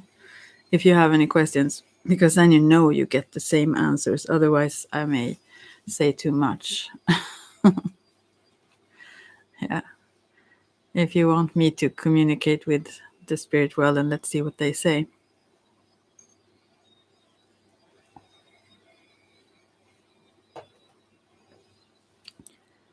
But I'm sure you can yourself. Although you may not do it too much because of maybe you don't take time too often to meditate or something. I don't know. But the when it comes to the chakras, it's like those, yeah, the sacral and that's actually the one that have been strongest held back. I mean, or maybe those two, the solar and sacral. And I don't know why. Also, the heart chakra can be connected to. Although you have strong confidence, you have a really, really strong confidence in yourself. I mean, you feel that strength in this solar plexus, but the expression of it somewhat, you feel, I guess, insecure in some way because of. Otherwise, you wouldn't hold back your creativity. You would want to express it in the world, but I mean, I guess there must be some insecurity there, or some kind of maybe even early on someone, I don't know, criticized you or something, so that you didn't want to be expressive after that or something. Because I try to figure how that goes together, that you are so strong. I mean, you have a very strong sense of confidence at the same time as holding yourself back so much. It's almost like you don't show that confidence in the world, although you have it. My breathing is not so great. I should train my breath more. My dad passed away last year, and he died from lung failure. Oh, maybe it's also that. Maybe it was. I'm not trying to make it sound like it, but it could also be a sort of a connection without me picking up communication with me starting coughing like that. I mean, it could be a message from your dad, maybe.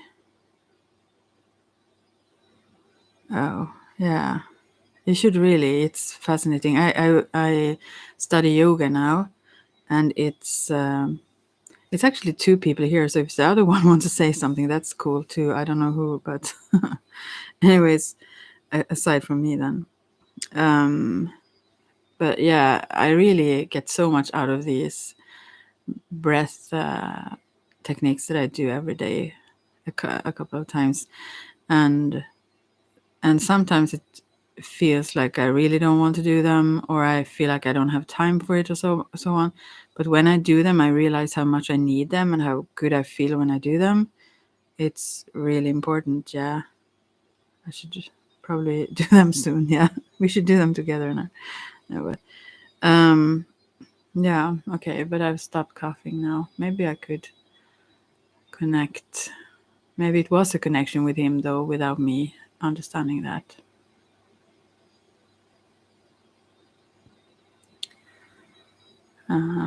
And sometimes I get these messages that seem so random and whatnot, but just to just take it easy, things like that, And it seems so meaningless sometimes to say those things because it yeah, it could be to anyone like that. But also I feel a pressure in the heart here, but maybe it is that connection to the dad that I felt here around the heart, and the coldness around it and all that. It could be that, although I try to tune into your chakras. Yeah. But do you have a question of sorts?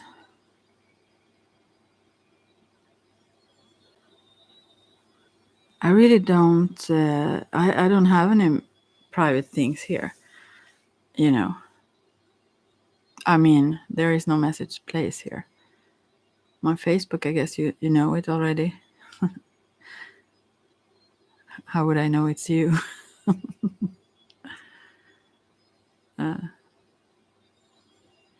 I usually also don't do readings for people that I don't know. I mean, in a way, I know you,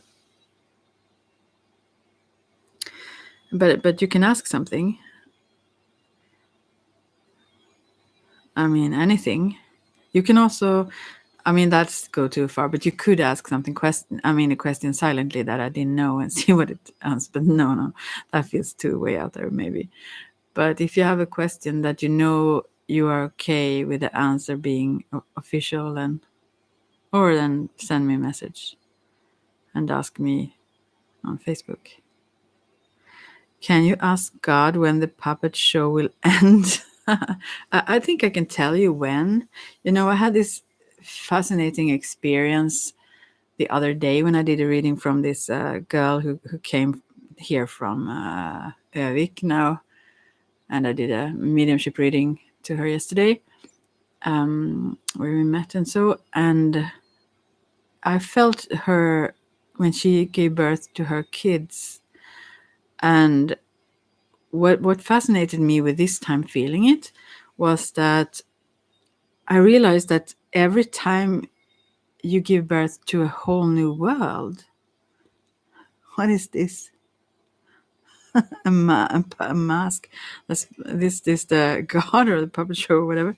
No, anyway, uh, and and this whole, I mean, every time the totally new perspective is born, come from you, but then it lives outside of you and have their own experiences. And I think about it like that when it comes to Shiva and Shakti and that, if you know.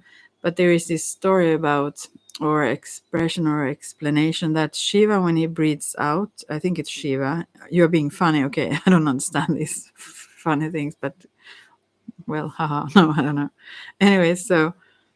Um, And when Shiva breathes out, then the world expands, and it could be like eons. I mean, it's vast time if you then think about time, even, which is not real probably then. Anyways, and when he breathes in, maybe it's Brahma or someone else, but anyway, it doesn't matter, God then. And when he breathes in, it goes backward into himself. And the other day I thought, wow, after I saw these babies, and I realized, wow, that's how it expands. The universe expands by these new perspectives that are just born, which is fascinating. Anyway, when this stops happening in the universe, I guess, or universes, then when people cannot have more kids, or all the bees and everything, I guess that's when it ends. When all the energy is drawn back into the divine itself again. But it's just one breath. Then it starts over again. Then the life force itself breathes everything out, and then in. But anyway, that's just my thoughts. Let's see the question to the universe. I don't know if I speak to whatever God is then, though. We will see when this puppet show will end. Well, the answer is now, which is funny though, about being funny. But that was the answer. Yeah. Of course, it's only now. Yeah, that's the answer from God. It ends when we want it to end, also, I guess. But yeah, everything happens in the now. And I think you know it. But from a certain perspective, I mean, from the God perspective, that's it. But there are different, that's what you do in this medicine wheel, and that you see it from, you have different perceptions, levels of perception. So there could be other answers from other perception, so to speak.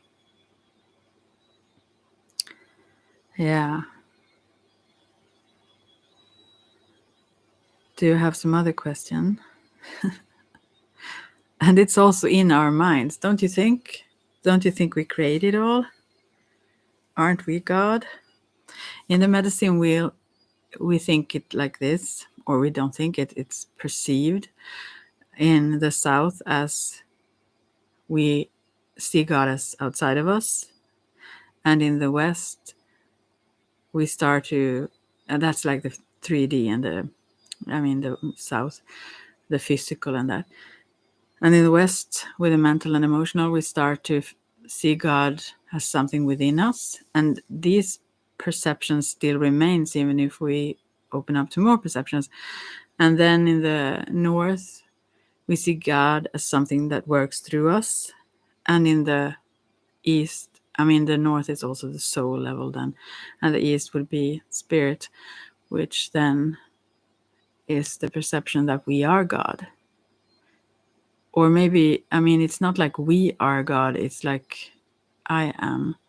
Because there is no division. There is not many. It's just God. And we are it, you are it, you know. Do you understand what I'm saying? So, yeah, it stops now. It stops when you want it to stop, because you are creating it. You are God. So,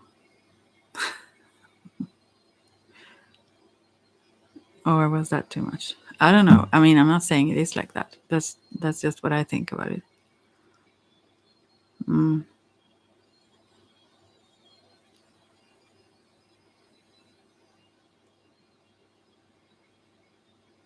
It's about how we see it, and that also comes down to these navis or these chakras. Also, it's like talking about this stairway to heaven. It's like levels of perception. You know, when we see it like that, as if there is some random, yeah, what can I say? I mean, I think personally, anyways, I think we do this for fun. Even the dramatic and the things we seem to not like, we still engage in the drama and create a lot of things, and it goes on as long as we are entertained by it. We keep entertaining ourselves with all kinds of messy things, and yeah, and when we find ourselves in this position of seeing ourselves as victims, or as this in this fight or flight or freeze or so on, then we are on a certain level of these chakras as well. You know, master of puppets. You know, you are the master. Who else could it be? There are no one else. The one that is, you know, when you see someone in their eyes, it's you looking back. Yeah. And when we get to that understanding, let's say, or that experience, then there is no conflict anymore. But I'm not saying that it's easy to maintain that, even if you discover it. We sometimes get back into those other levels of understanding. But yeah.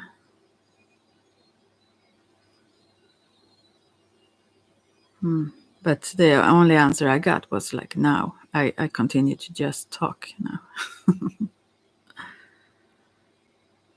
But from that level of perspective that the question come from, let's say, that is not. I mean, that also explains maybe the chakras a little bit.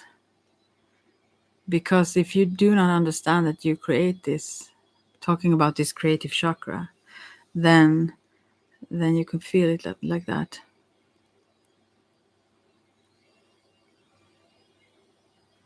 Yes, now, so such weird paradox, is it not? But it's not. It's not also, really. So many forces are pulling us into. Yeah, maybe. I mean, that's the same thing. I mean, I'm sorry that I push this, but it's also perception. The only thing that pulls us into is our mind. That's our mind. I mean, our own mind games. We think. I mean, the especially this logical thinking mind does that. All the time when it comes to an answer, it creates a new question, and that goes on and on and on. When you see one side of something, there is always another. That's like this dualistic reality we live in, obviously. So yeah, but it's not pulling us. It depends on from what level of perception we view it, you know. Yeah, and not even not we. You are, you know. There is no one else there, actually. It's you. You who create your reality. Yeah. And if we think that there are lots of forces pulling us into, then that's what we are creating. Yeah. I mean, it all what I say now sounds like just mind games, also, or paradoxes, but it's really not.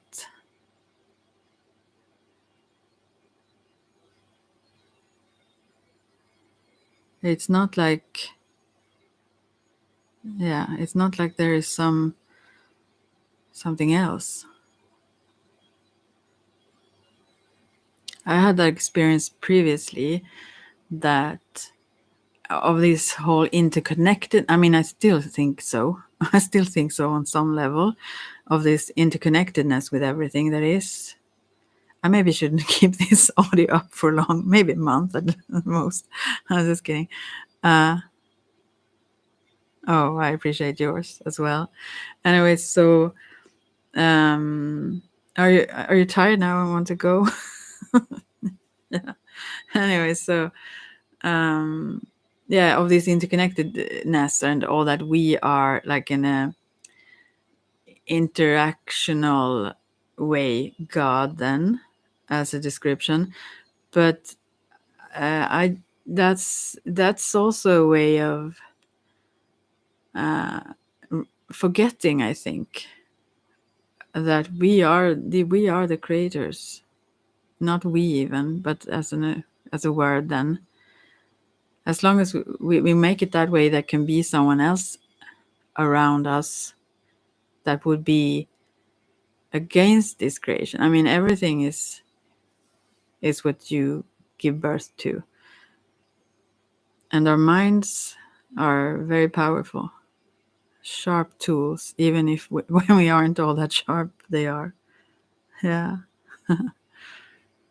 So, yeah. So sometimes we are our worst enemies in a way, because we create a lot of things we probably consciously wouldn't have wanted to, but we still do because we think that way.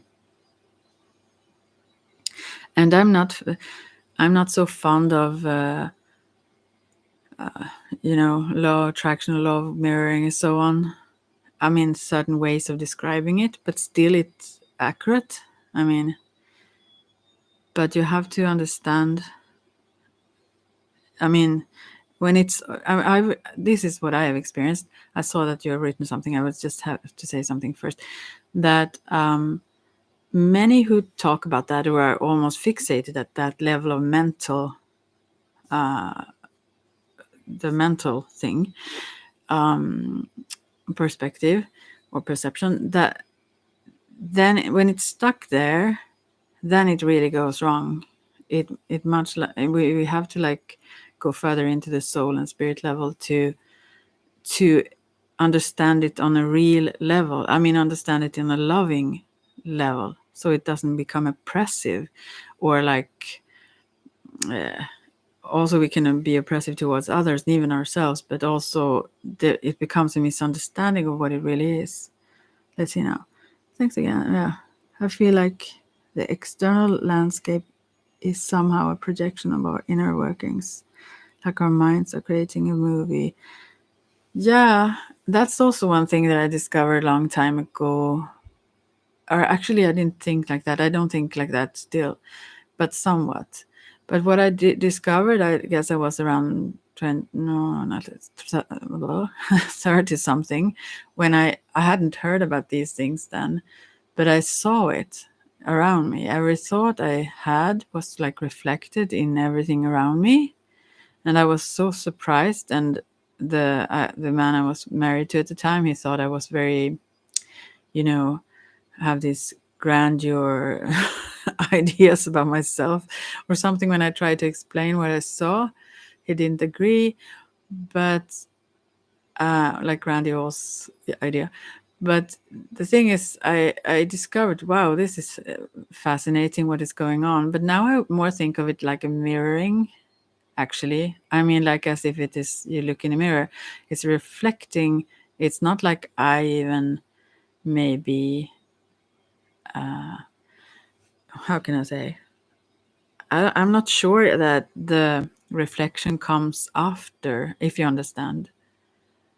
I think it's more like simultaneous or instant.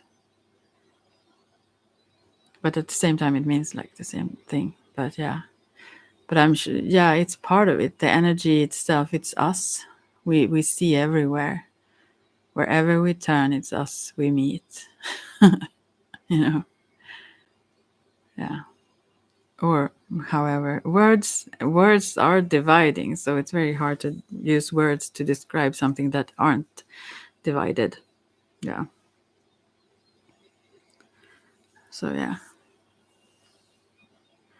And that's the fascinating or very fantastic thing about the medicine wheel, is that you start in where everyone can relate, like in the third dimension, and I mean 3D third dimension. Yeah. So what has confounded me is how I saw everyone as one or God, and then life went back to normal, and I thought the world would unite.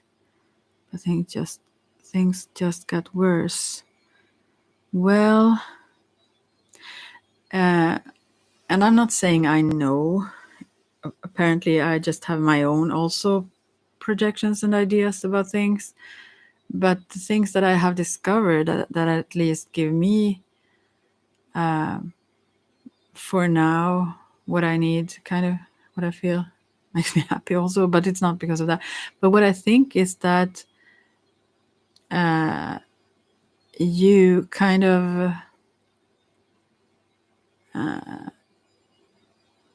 you know, sometimes there is a gap, I mean, between our ways to perceive. It's not that we go back ever. We constantly, the evolution or whatever, we constantly develop further. We can't go in another direction. So even what seems like going backwards, or like not discover what we recently discovered already, I don't think it is. It's just like a build up for greater revelations to come.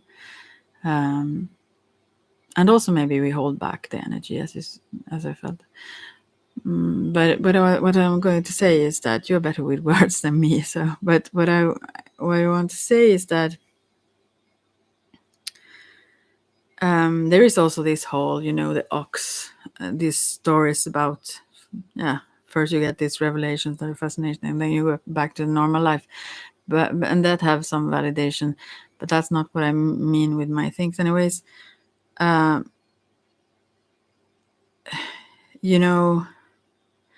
Yeah, but what I'm going to say, what I want to say, how strange it is to even get the words out now, is that I think that this totally reflects just what you say.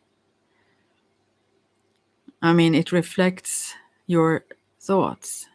It reflects your way of seeing things. Yeah.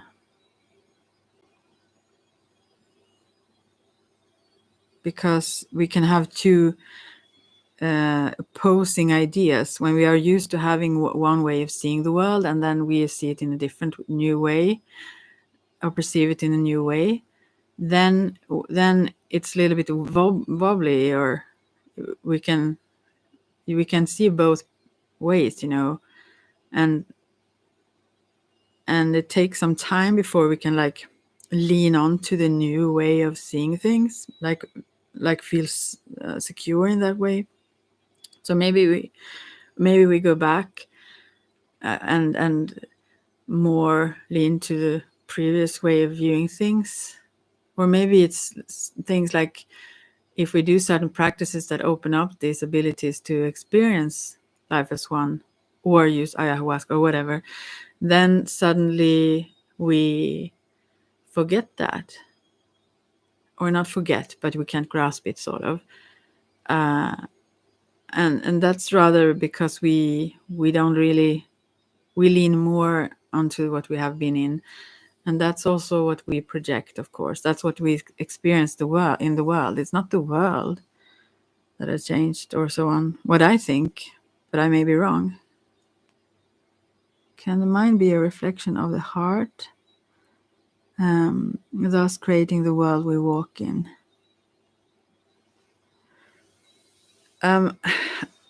I think that,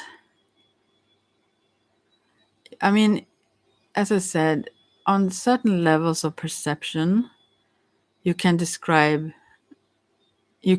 divide things like the mind and the heart, and there is a purpose of doing so at a certain level of understanding, or even tuning into the chakras and certain differentiate things. That's what the mind does, and so we can do that. But really, I don't think that I think it's just, when you talk about the mind, it's not like only our thoughts like that. It's greater than that. It's our ability to create also with intent, let's say, or will. Yes, those grandiose ideas have. It's called inflation in psychology. You see, that's probably why I hold back. In the past, I think it turned into arrogance, a strong force. Well, I thought it was wrong, though. I still think it's wrong. I think he just didn't understand what I was talking about. He is more like down to earth. He is interested in these things, like in a way you can study it, sort of, but not in the experience of it. So even though in that case he saw me as sort of grandiose because I saw the reflection in everything, I realized that I had a revelation, that I saw something spiritual. And I didn't think that I was so special as he interpreted it as. It was not like, you have to make that distinction or that division to make yourself special. If you think you are it, then there is no division. There is nothing else that isn't. Do you understand what I'm saying? It's not that anything else is less. It couldn't be, because you are it. The moment you think you are so much better or whatever, what better than what? Do you understand? It was like one of my friends that I had previously talking about crystal skulls and all the things. And she said, wow, I'm one of those who are here to turn the world right, and those poles that we're going to shift and whatever. And I've heard this many times when I do readings for people also. And she said to me, oh, I can't understand that I am part of doing this thing, that it's me. Like, and then I realized, wow, she does not know what she's talking about. Because when your ego is so fascinated by the fact that, wow, I have this, that is more like the grandiose idea. Why shouldn't you, first of all, be part of everything that goes on, but also, do you understand what I'm saying? That kind of, because I like this. If you're part of, let's say, saving the world, as that was the way she was talking about it at that time, it was many years ago, like this, and you don't know who it is anyways. And anyways, the way she was talking about this whole project of, let's say, making the world peaceful, happy place or whatever, in balance again or whatnot, it was like the thing she was fascinated with was not the fact that it was going to happen, but the fact that she was chosen to do it, sort of. And that projection was very, I started to giggle. I giggle at this many times also but this sounds like I think I'm better than all those things, but when, let's say, when you see quotes, when these very, let's say, spiritual teachers, whatever, they post things on their whatever Facebook pages or whatever, and they always have their little signature from their ego beneath, and makes me laugh all the time, because it's so, it's so silly and funny at the same time. We constantly project things or share things through our egos.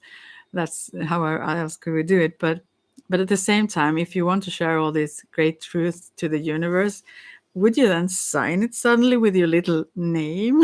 That's like funny in itself. Yeah. But it wasn't until the world went stupid with COVID and media lies that I fully understood why monks take a vow of silence. Yeah.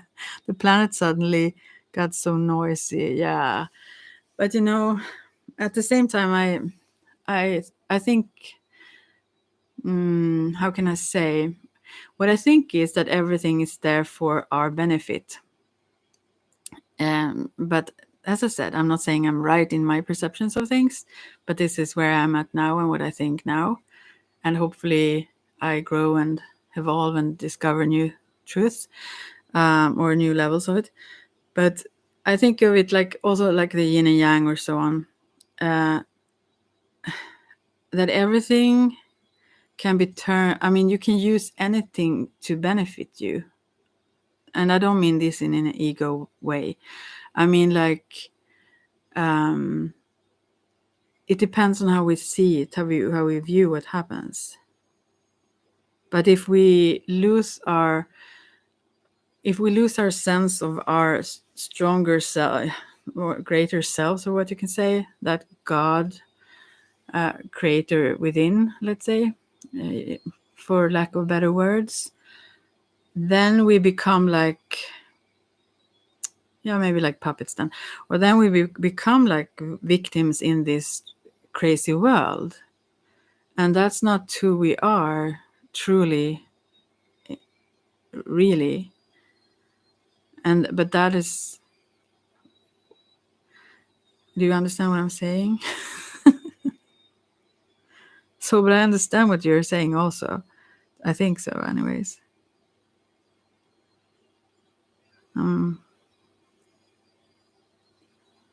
But also, the world there are many who see much more now than they did before. But yeah, there are also very much blindness. But isn't that a reflection too? Maybe. Yeah. But I think it's here for us to wake up. I mean, if we are in a world of, I think like this, if things are going crazy or people are blind or whatever, then in some way or another, it's there to strengthen us or our perception. Or, I mean, now I talk on a different level than we created it all, but I think we create it all. But also, I think, it could be there for us also to turn it around. I mean, yeah, we can change it. It depends on how you see it. And we have that power. And the more that realize that, if we think of us as co-creators then on that level, which is also great, then we can change it. Gosh, how I talk. Yeah. And it have never been as clear as now, do you think? I don't think so. I believe that we kind of chose. There is also this, prophecy, or what you say, you read about the Hopis, but from the, also, I guess maybe the Hopis or some other tribe down there in South America, that we decided to come to, if we think about time as something that isn't only now, then that we chose to come here because of this, let's say, upheaval or these things going on right now, because we wanted to be part of this crazy, strange times. And yeah, what did you say? Sorry, I didn't mean it is arrogance, but more that it came out from me like that. And people around me saw it as I understand that, but yes, I know what you mean. Yeah, and that's why you shouldn't maybe describe it. That's why I shouldn't keep this up for too long, this audio or video, because I mean, it sounds very strange if you haven't gone through the path of those other directions in the medicine wheel. Let's say if you just start to talk about yourself as God, that obviously sounds like that, but it depends. I mean, it could be also. It depends on how you view it. But the moment you see something as not it, as not you, then you lost it again. Because if you are it, then everything is you. There is no division there. Everything you meet, as much as you can meet parts of yourself inside yourself, so to speak, the different parts outside you is also you. And also, I think maybe that is the reflection. I mean, we are not fully enlightened, if that's even something to strive for. But I mean, so the parts we meet, maybe those, maybe those that may be those blind spots we still have, that we need to,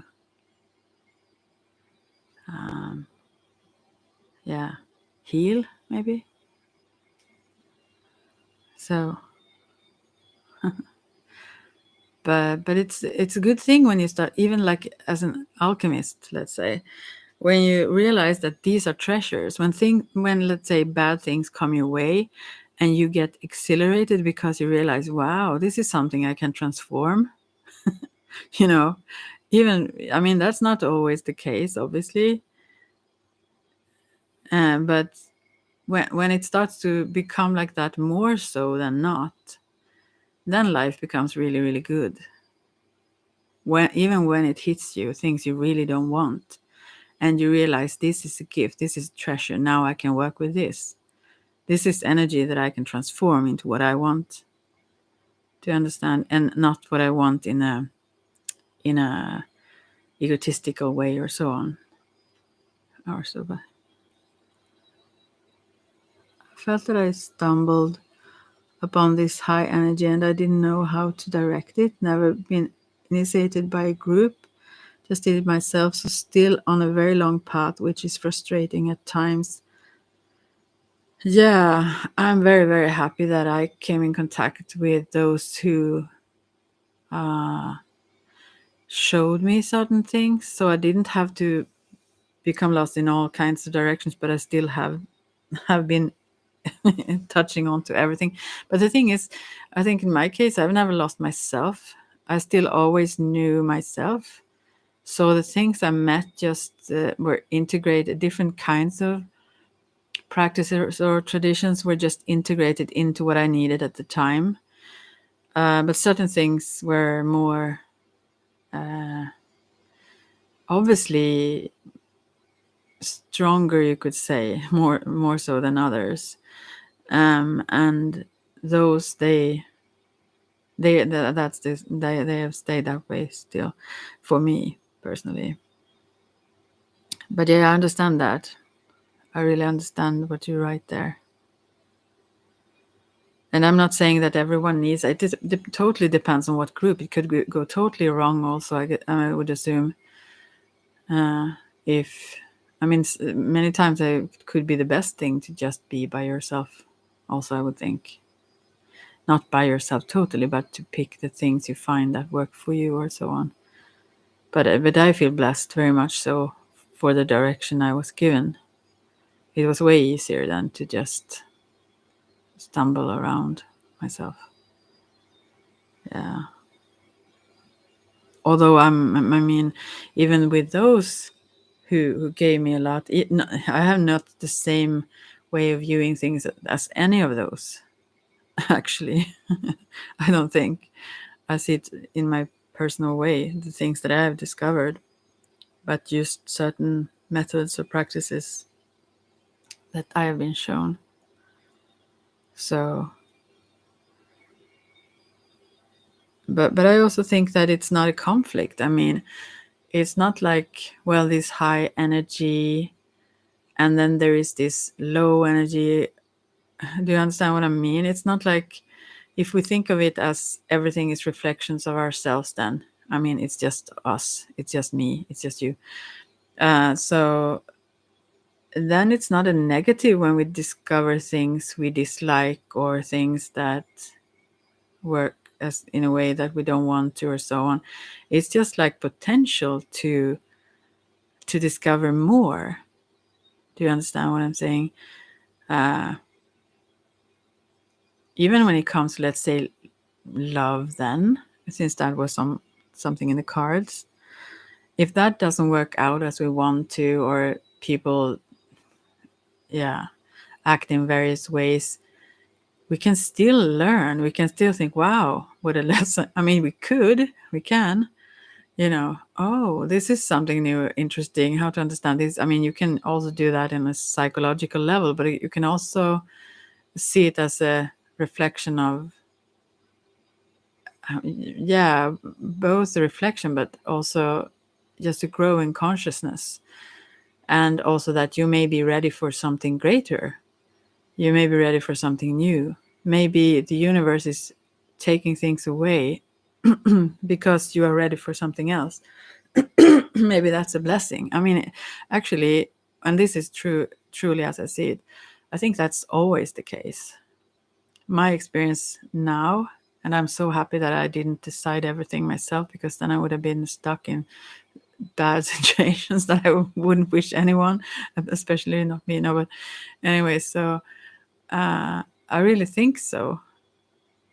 I think that even when it's things that happens that aren't that doesn't seem to be in our favor, I think that they also are blessings, if we can also see it that way. Yeah, you're very wise. I don't know if I'm so wise, but yeah. And you have a great insight into everything. I've missed your words. Very comforting to have someone share my same feelings. Yeah. Yeah, it's difficult to describe in words also, but it's very rewarding. I can't speak English now.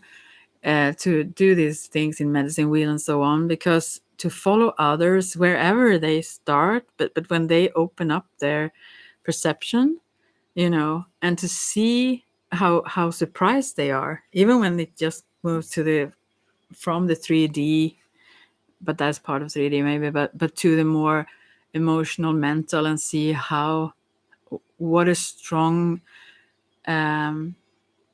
power we have, even if we don't go to the soul or spiritual level, even, which are even stronger and even truer, who we truly are.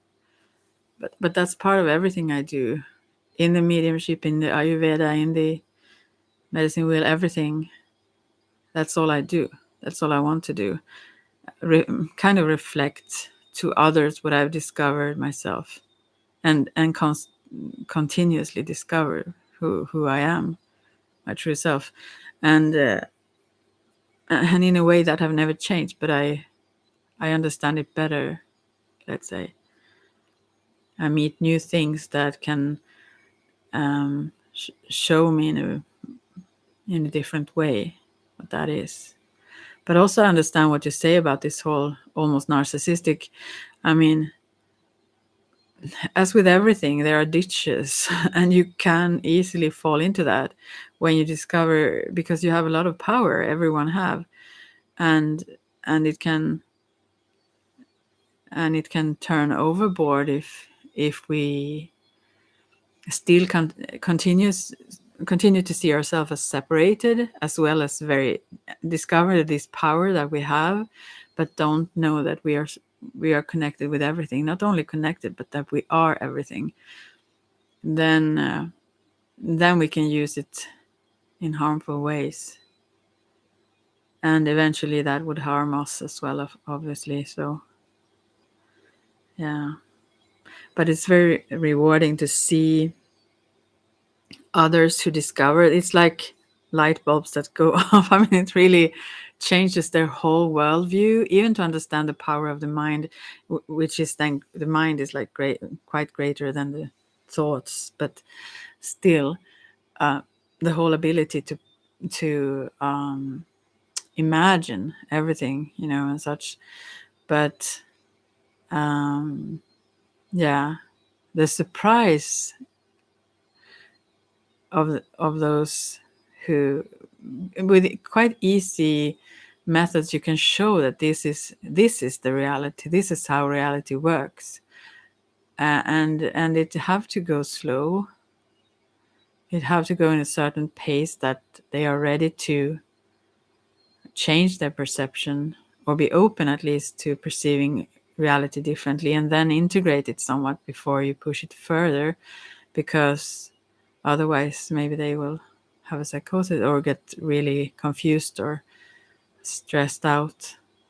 Because, and that is what I meant with what you wrote earlier, that someone, the safety or what we are used to is, as you said, went back to normal.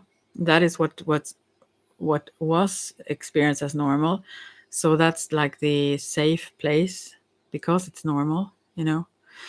But we have to like give ourselves space to be in the other realm, let's say, of perceiving for longer times, to be comfortable in that and realize that it's not a threat. We won't lose our ability to perceive on those, let's call them lower levels anyways, if we want to. It's not that that is we won't lose our groundedness, you know. But we have to probably go back and forth a bit until we lean on that more, so that we trust it more. But for me also, it have been very easy in a way, because I've always trusted the spirit world. I've never even doubted it. I felt it alongside me all the time, and that's where my safety always have been. I knew where I came from. I knew that I was going back there, and I always felt loved. I mean, it felt like this energy, let's say, of the other side, if you call it, that have always been side by side with me, even as a kid. So this world, to navigate in this world, have been strange and difficult at times, but I've always felt very safe leaning on the other world, if you say. I've always known that I'm totally loved there, and so on. So I have had I mean, there are those who don't know that, and then it must be scarier to leave the so-called safety behind. I guess life seems very tiring, trying to raise a family and negotiate life. Yeah. Yeah, well, as I said, probably, I mean, it sounds so almost bullying to say to someone, well, if you perceive it that way, then that's the way it is. But it's kind of true, though, and you know it. You know, it's about how we perceive, and not only, obviously, because in a way only that, because that's how we act, and that is what makes us tired, because how we act comes from how we interpret things or understand things. So yeah. And for example, I mean, since now then I felt these kids that were born, those new worlds coming into life, and I know that I open up new worlds to people with what I teach and so on, and to myself as well. But I feel like happy and blessed that I don't have kids. Although there is a part of me that wonder, wow, how can I be the end of this long, I mean, endless, almost, probably, like, in a way, right? Stream of life. How could this be the stop of it? I mean, in the physical sense. That feels really, really weird to me. But you know, I could easily also perceive, I don't do that though. I feel rather blessed, and I feel it's enough to have a cat. But I mean, there are those who would feel robbed by life not having kids or family. Do you understand what I'm saying? I understand, or I can't even understand, because I'm not in that particular situation. But from whatever position or whatever is going on in anyone's life, aside from, I mean, painful diseases and so on, although we may have invited them somewhat, or maybe even fully, it's still something that, I mean, you can't really compare that to whatever would call like normal life goes on, things. But anyway, I mean, some people would find that as the most happy thing, something others stress about. Do you understand? If one has a strong desire for physical touch, love, and one is not getting that, what do you think the lesson is?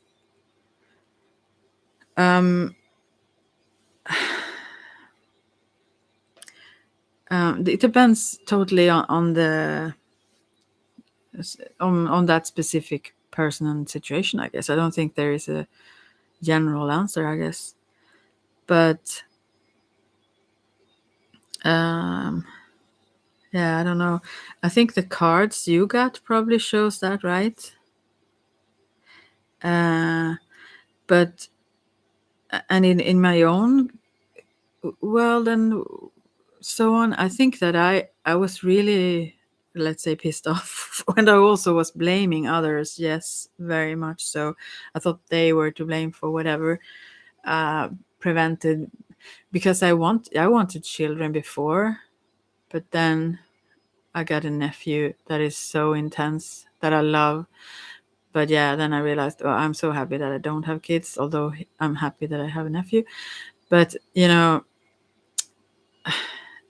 what I mean is that sometimes when we're in some situation, we don't understand it until afterwards also, that it was really healing. To me, I really needed a long time, many years,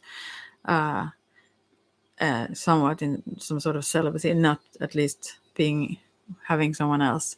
And that was a really good time. I mean, it wasn't, but I mean, to me personally, it healed so many things in me emotionally, and so that was such a gain, such a treasure to. And also even the aura, I think, was quite messed up beforehand, and also was sensitive to electricity and all that. But yeah, it just was so.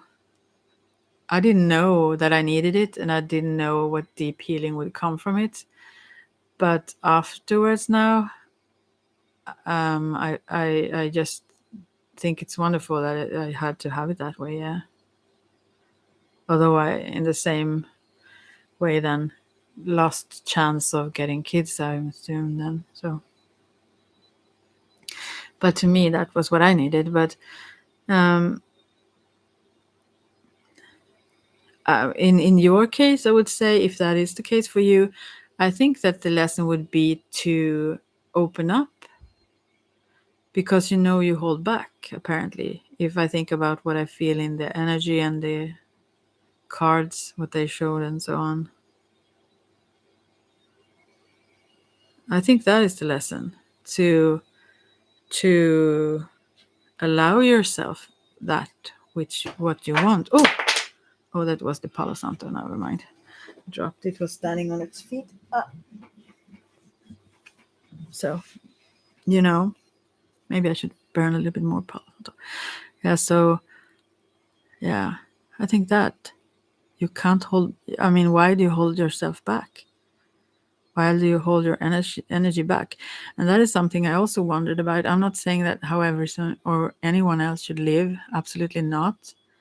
But one thing I don't understand is that if someone have a partner, I mean, I'm not. If someone listen who no one would listen to this, right, for many hours. But if you are in a relationship and one partner aren't interested in that which you want and need, you feel, or whatever, I don't understand why that partner then should have sort of ownership of, let's say, your sexuality or what it is, if they aren't interested in it. That I can't grasp that. It's like a prison. I mean, what is the reason for it? Why would you want to like own that someone else's body in that sense, let's say, if you do not want even to share it with them? Why wouldn't you want them to share that with someone else then, if so, or others? I don't understand that. So yeah, I don't know what the situation exactly is for you then, but I believe that it's for you to open up these. And I mean, maybe you can also satisfy those those desires in different ways. Maybe some people can, like creatively in other ways, because it's the same energy, it's the creative force. But if you know what you want, then I think the lesson is to just open up and go for what you want. Have confidence enough to go and get it. I'm also sure that if you want something very much, and then it's there. There is a reason. I mean, maybe some say also it's not that we. I mean, let's say whatever where our desires are, or whatever, we are probably called to that. Even when it comes to whatever we are drawn to working with or whatever, it's a calling. If we are drawn to it, it's calling us. Yeah, I'm not saying everything we want to is for the best for us or so, but yeah, I hope you understand. So, and also there, it's the same thing with the whole perception thing. If you think it's out of your power to decide that, if you think that you are not like getting it, it's you are not giving it yourself it. Yeah. And sometimes maybe someone else can reflect how we don't what is the word, not deserve, but how we yeah, something like that. And I mean, if we don't feel we are deserving of enjoying and feel all the pleasures there is and have all the love there is, then we probably create those situations where we don't get it. As well as I realized that I had a lot of rage within before, and sometimes now, but not as much, I think. And those around me, I didn't know that I was like seeking it. I didn't understand that it was within me so much. But afterwards, I realized, wow, that's just my own inside that came from someone else. What I had within was expressed around me, like because I didn't allow it inside of me or was unaware of it often also. But so I think that's the case with things like that too. Maybe if you are in a partnership and they don't allow or allow if they are not interested or whatnot, maybe you don't you don't give yourself the the English words. I'm too tired to talk now. But yeah, as if you don't deserve it, then you meet that outside. Do you understand what I'm saying?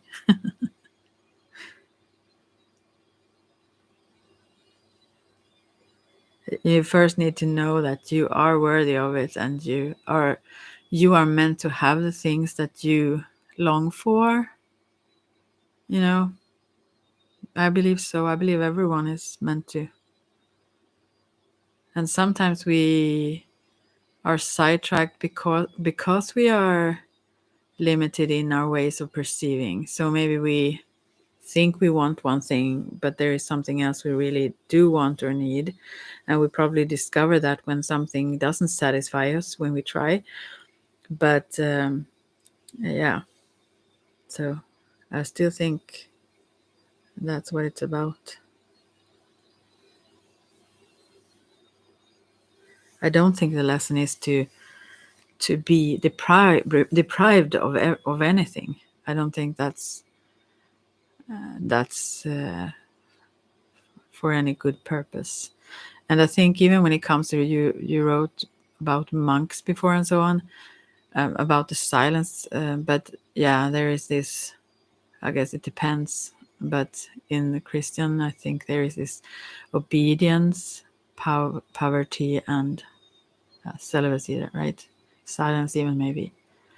But hopefully, at least some who choose that path, they do it from a different perspective. They do it from a sense of fullness and love rather than a sense of depriving themselves. For example, depriving them of communicating if they vow for silence. And but yeah, but I don't think that's. I think the desires we have, they are put there. They are meant to be there. They are pulling us closer to love. Yeah, that's what I think. I can talk forever on one question, obviously. So maybe I should pull another card. Oh, my coffee is so cold now. I like cold coffee, but not when I do my own coffee that is cold. If you buy cold coffee, I like that. Mhm. Usually I don't even drink coffee. Yeah. I will pull another card for you. Let's see here. Just randomly, not on that question, but just to see if whatever I get up here. If you haven't fallen asleep, this comes back. Take the lead. I mean, it was an answer, I guess, to this. It comes back. This whole take the lead. Yeah, and this is 3 of Wands, and usually isn't that someone waiting for a response of sorts? And the message here is to go for it. Yeah, decide what you want and what can happen. If you doubt yourself and question yourself, you will get those results. And then when you stop, if you continue to be brave and even decide that you will have what you want, then yeah, you will. I mean, you have to. I think like this. You have to know that you are worthy of it. And also, it's easier when you think that you are everything, then everything is yours. Then how can you not get it? Yeah. But yeah, I keep saying that. But I think you should be brave and go for what you want. And not wait. Not even wait for the response. Not wait for the initiative and not wait for the response. I mean, obviously you need to respect others' boundaries. But yeah. I'm just talking to myself. Are you still there? Have you fallen asleep? Yeah. Yeah. That's my thought of it right now.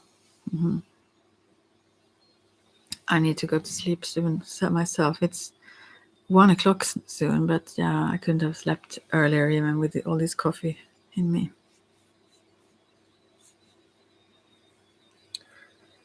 But yeah, why do you hold yourself back like that when you have this strong energy and you also have strong confidence? It is really that creative sexual energy that you hold back, very much so. And why is that? Is that some idea you have about that just block that flow of energy? So, I mean, there is something, I guess, in your mindset. Let's see. Ask you how you have been. How have the last year been for you? Oh, yeah, you can. Maybe I should pull a card. I have this thing when it comes to time. I often am just in the now. I can hardly even remember. Yeah, I can remember, but I can't like describe like that. How was last year? That's like for me to come. What do you say? No, not compromise. No, but push that together into like a whole year into one Oh, that has been that's difficult to me. But let's see now. A year is from last time this year. First of all, and try to recall whatever happened. Uh, yeah, I think it have been awesome. It is right now though, but I think it gets gradually better. I guess it is because I do more and more so um, see things in that way as I described. That I discover more and more of my own power. I discover more and more how I can help others discover theirs, and I'm always almost happy. I'm like that kind of person also inside. I think I've always been happy for very small things and great things as well. But I mean, easily happy. And so I like challenges, I guess. Also, so to some degree. I mean, I'm not saying that it's all smooth sailing, but somewhat. Yeah, it's very few things that would scare me anymore. I have been terrified in some parts of my life, even when I've been sick or other things that have happened. I'm very, very terrified, that is, and isolated and whatnot. And so, to me, I feel at a really good place. I I know how it feels not to be, so I guess I appreciate it even more so then. And yeah, what can I say? I what can I say more? I think sometimes when you compare yourself, that can also be troublesome. Or when others compare and so on, or judge, that is something that can stand in anyone's way. So you have to, and that's the same as I said before. You have to start with yourself. Who, I mean, I have to love myself. I do though, but maybe I've been even more critical or so on sometimes. I'm not so much anymore. Yeah, and I don't take things as personal as I did, because others, they have their own world they live in, let's say. Um, most of the time, I would say. But yeah, I think, yeah, those smaller things, when I just this sounds silly maybe, but when I just move around furniture and feel super creative, then no, but and I when I see that, wow, this fits here and here, it's like that in my life. I feel everything just finds its place where it should be, and I so enjoy it, and I love how it is, even though it's a little bit chaotic, as I mentioned now, when I try to find all the things around here, because I'm like that, a messy person like that. But in this sort of seemingly chaos, it's like a creative chaos. It's a chaos I like, and and things fit in together. Yeah, and I also trust life more and more. I mean, no, I did all the time actually, but I realized that I can endure, the word endure again. Not only endure, but even thrive in any situations. Yeah, because my spirit is untouchable. So, yeah. Let's see. If you're getting tired, I don't want to keep you. You are getting tired. Admit it. Admit it. No, just kidding. I'd love to speak with you again another day. It's been nice hearing you again. I really mean that. Your company is so comfortable. Really? Okay. You reminded me of this song. Oh, now I thought it. Now you will make something trying to get me out of balance here. Let's see, what song is this now. I'm so balanced until you show up. That is. Let's see now. I wait for the song, then I will go to bed. Yeah, I will let you go to bed too. But yeah, I'm at a very good place. things have lingered somewhat, certain things from before, but still, I can also see, yeah, I think we are creators of our own destinies. And it's a fun ride. I mean, we want to experience things we haven't experienced before. And so sometimes we don't even know that we do it purposely, you know. But it's calm. My life is good.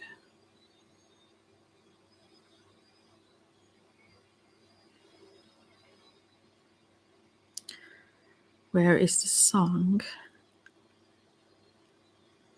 Is there anything else about this year? I wonder. And I wonder again, then that song. I have to listen to that afterward now also. But yeah, no, I also meet a lot of wonderful people nowadays. And I guess that also is a reflection. I mean, really, people that are soulful. I also have people around me that are maybe less so in a way.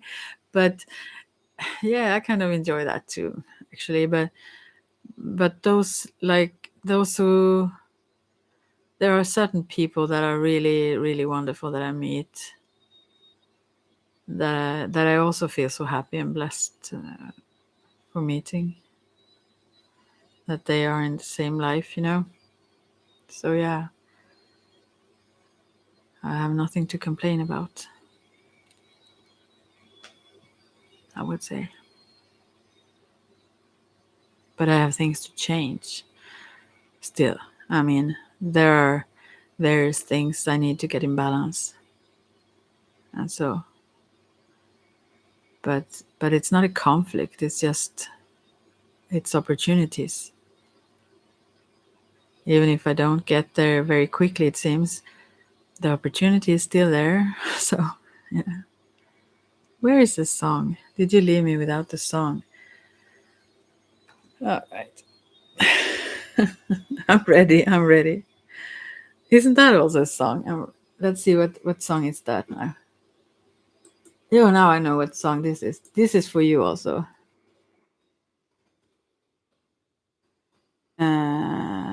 What?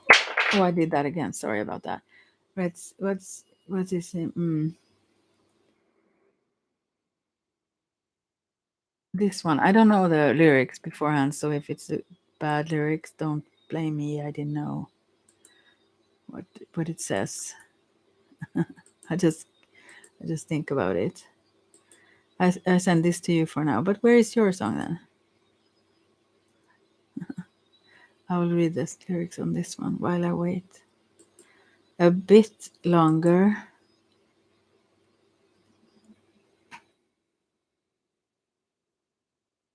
But I'm glad you checked in. I missed you. Yeah. I want to wake up and know where I'm going.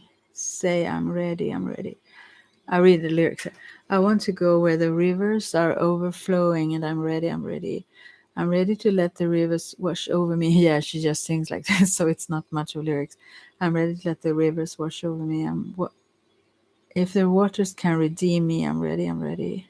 I'm ready to let the rivers wash over me. You have to hear this one. It's not much of lyrics like that.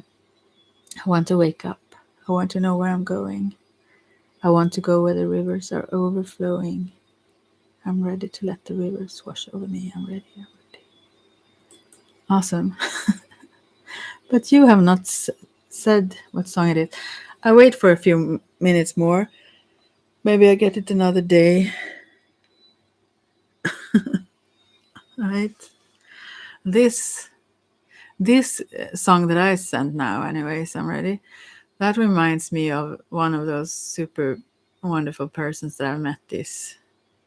Yeah, well, I met him even previous to this year, but still, this song kind of, yeah, I don't know, make me vibe with that person somewhat. But also I'm ready for the song, whatever you have. Okay, I will put these cards away. This was not meant to be the longest ever. I was going to do a couple more of those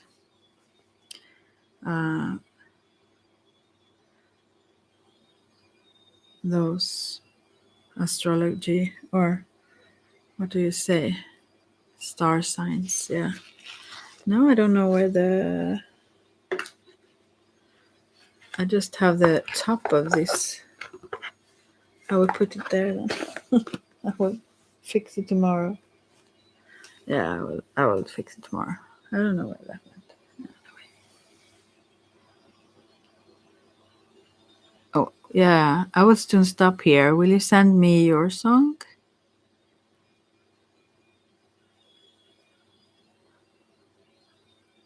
And someone else is here listening. I find that fun too. I wonder who is there silently. Someone who hopefully gets something out of it too, or maybe don't want to disturb. But it doesn't matter. Yeah, I've been sitting still for so long. I'm quite a person who like to be still, but my legs want to move.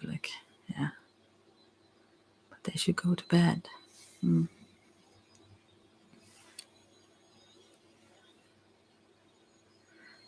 Where is your song? And this reminds me of thinking of this. This reminds me of someone else I met that I like. This song. This recent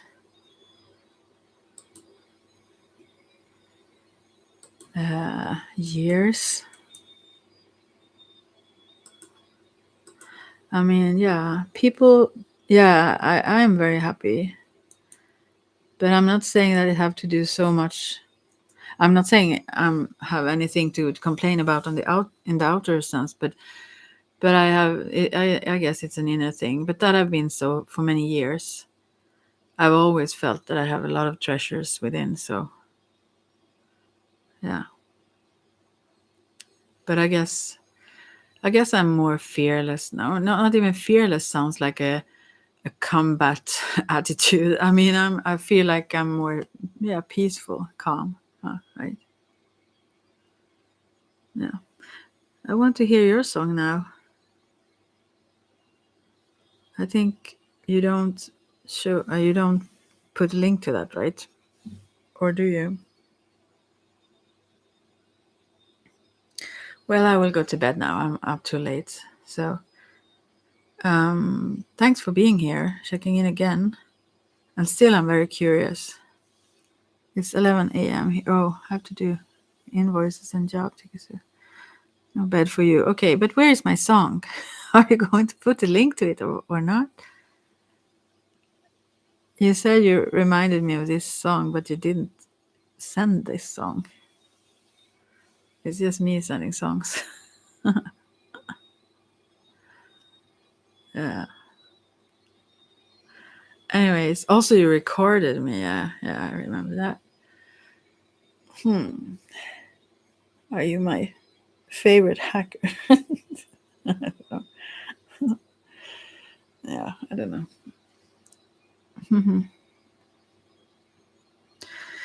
Well, here is 3:33. What's now? The timing on the, not the time, the timing of the video.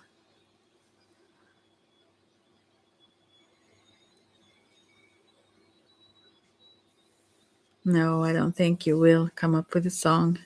You will keep me curious. Yeah, right.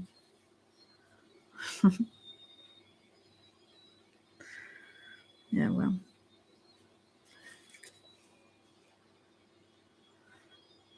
Okay, I'll snuff the candle.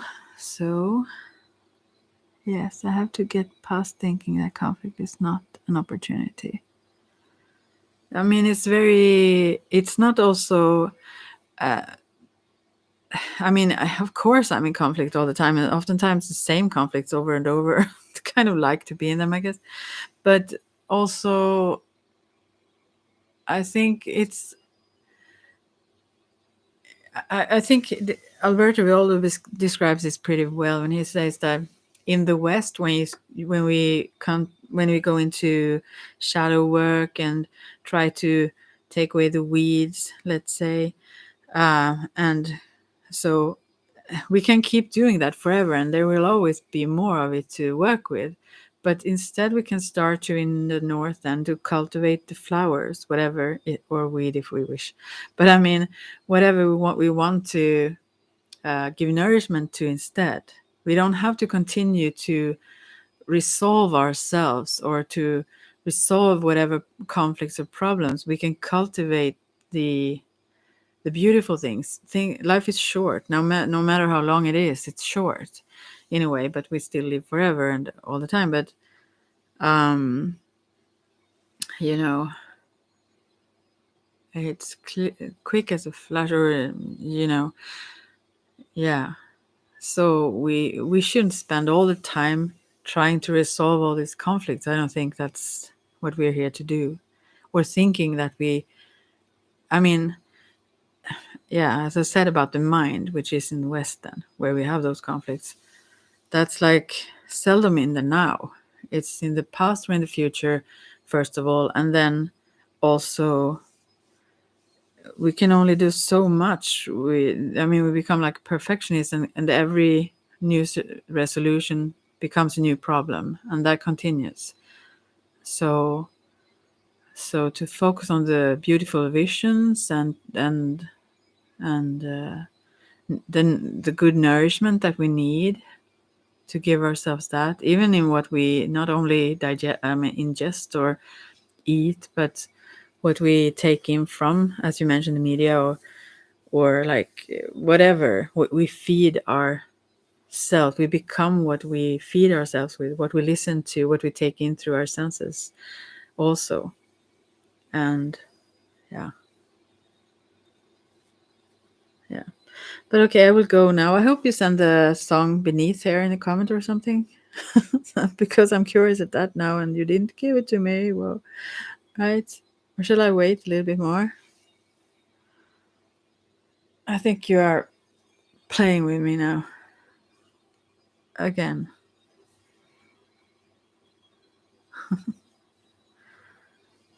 Right. Song again. It disappeared. Did it disappear? Can you put the link again then if it disappeared? I don't see it. Hmm.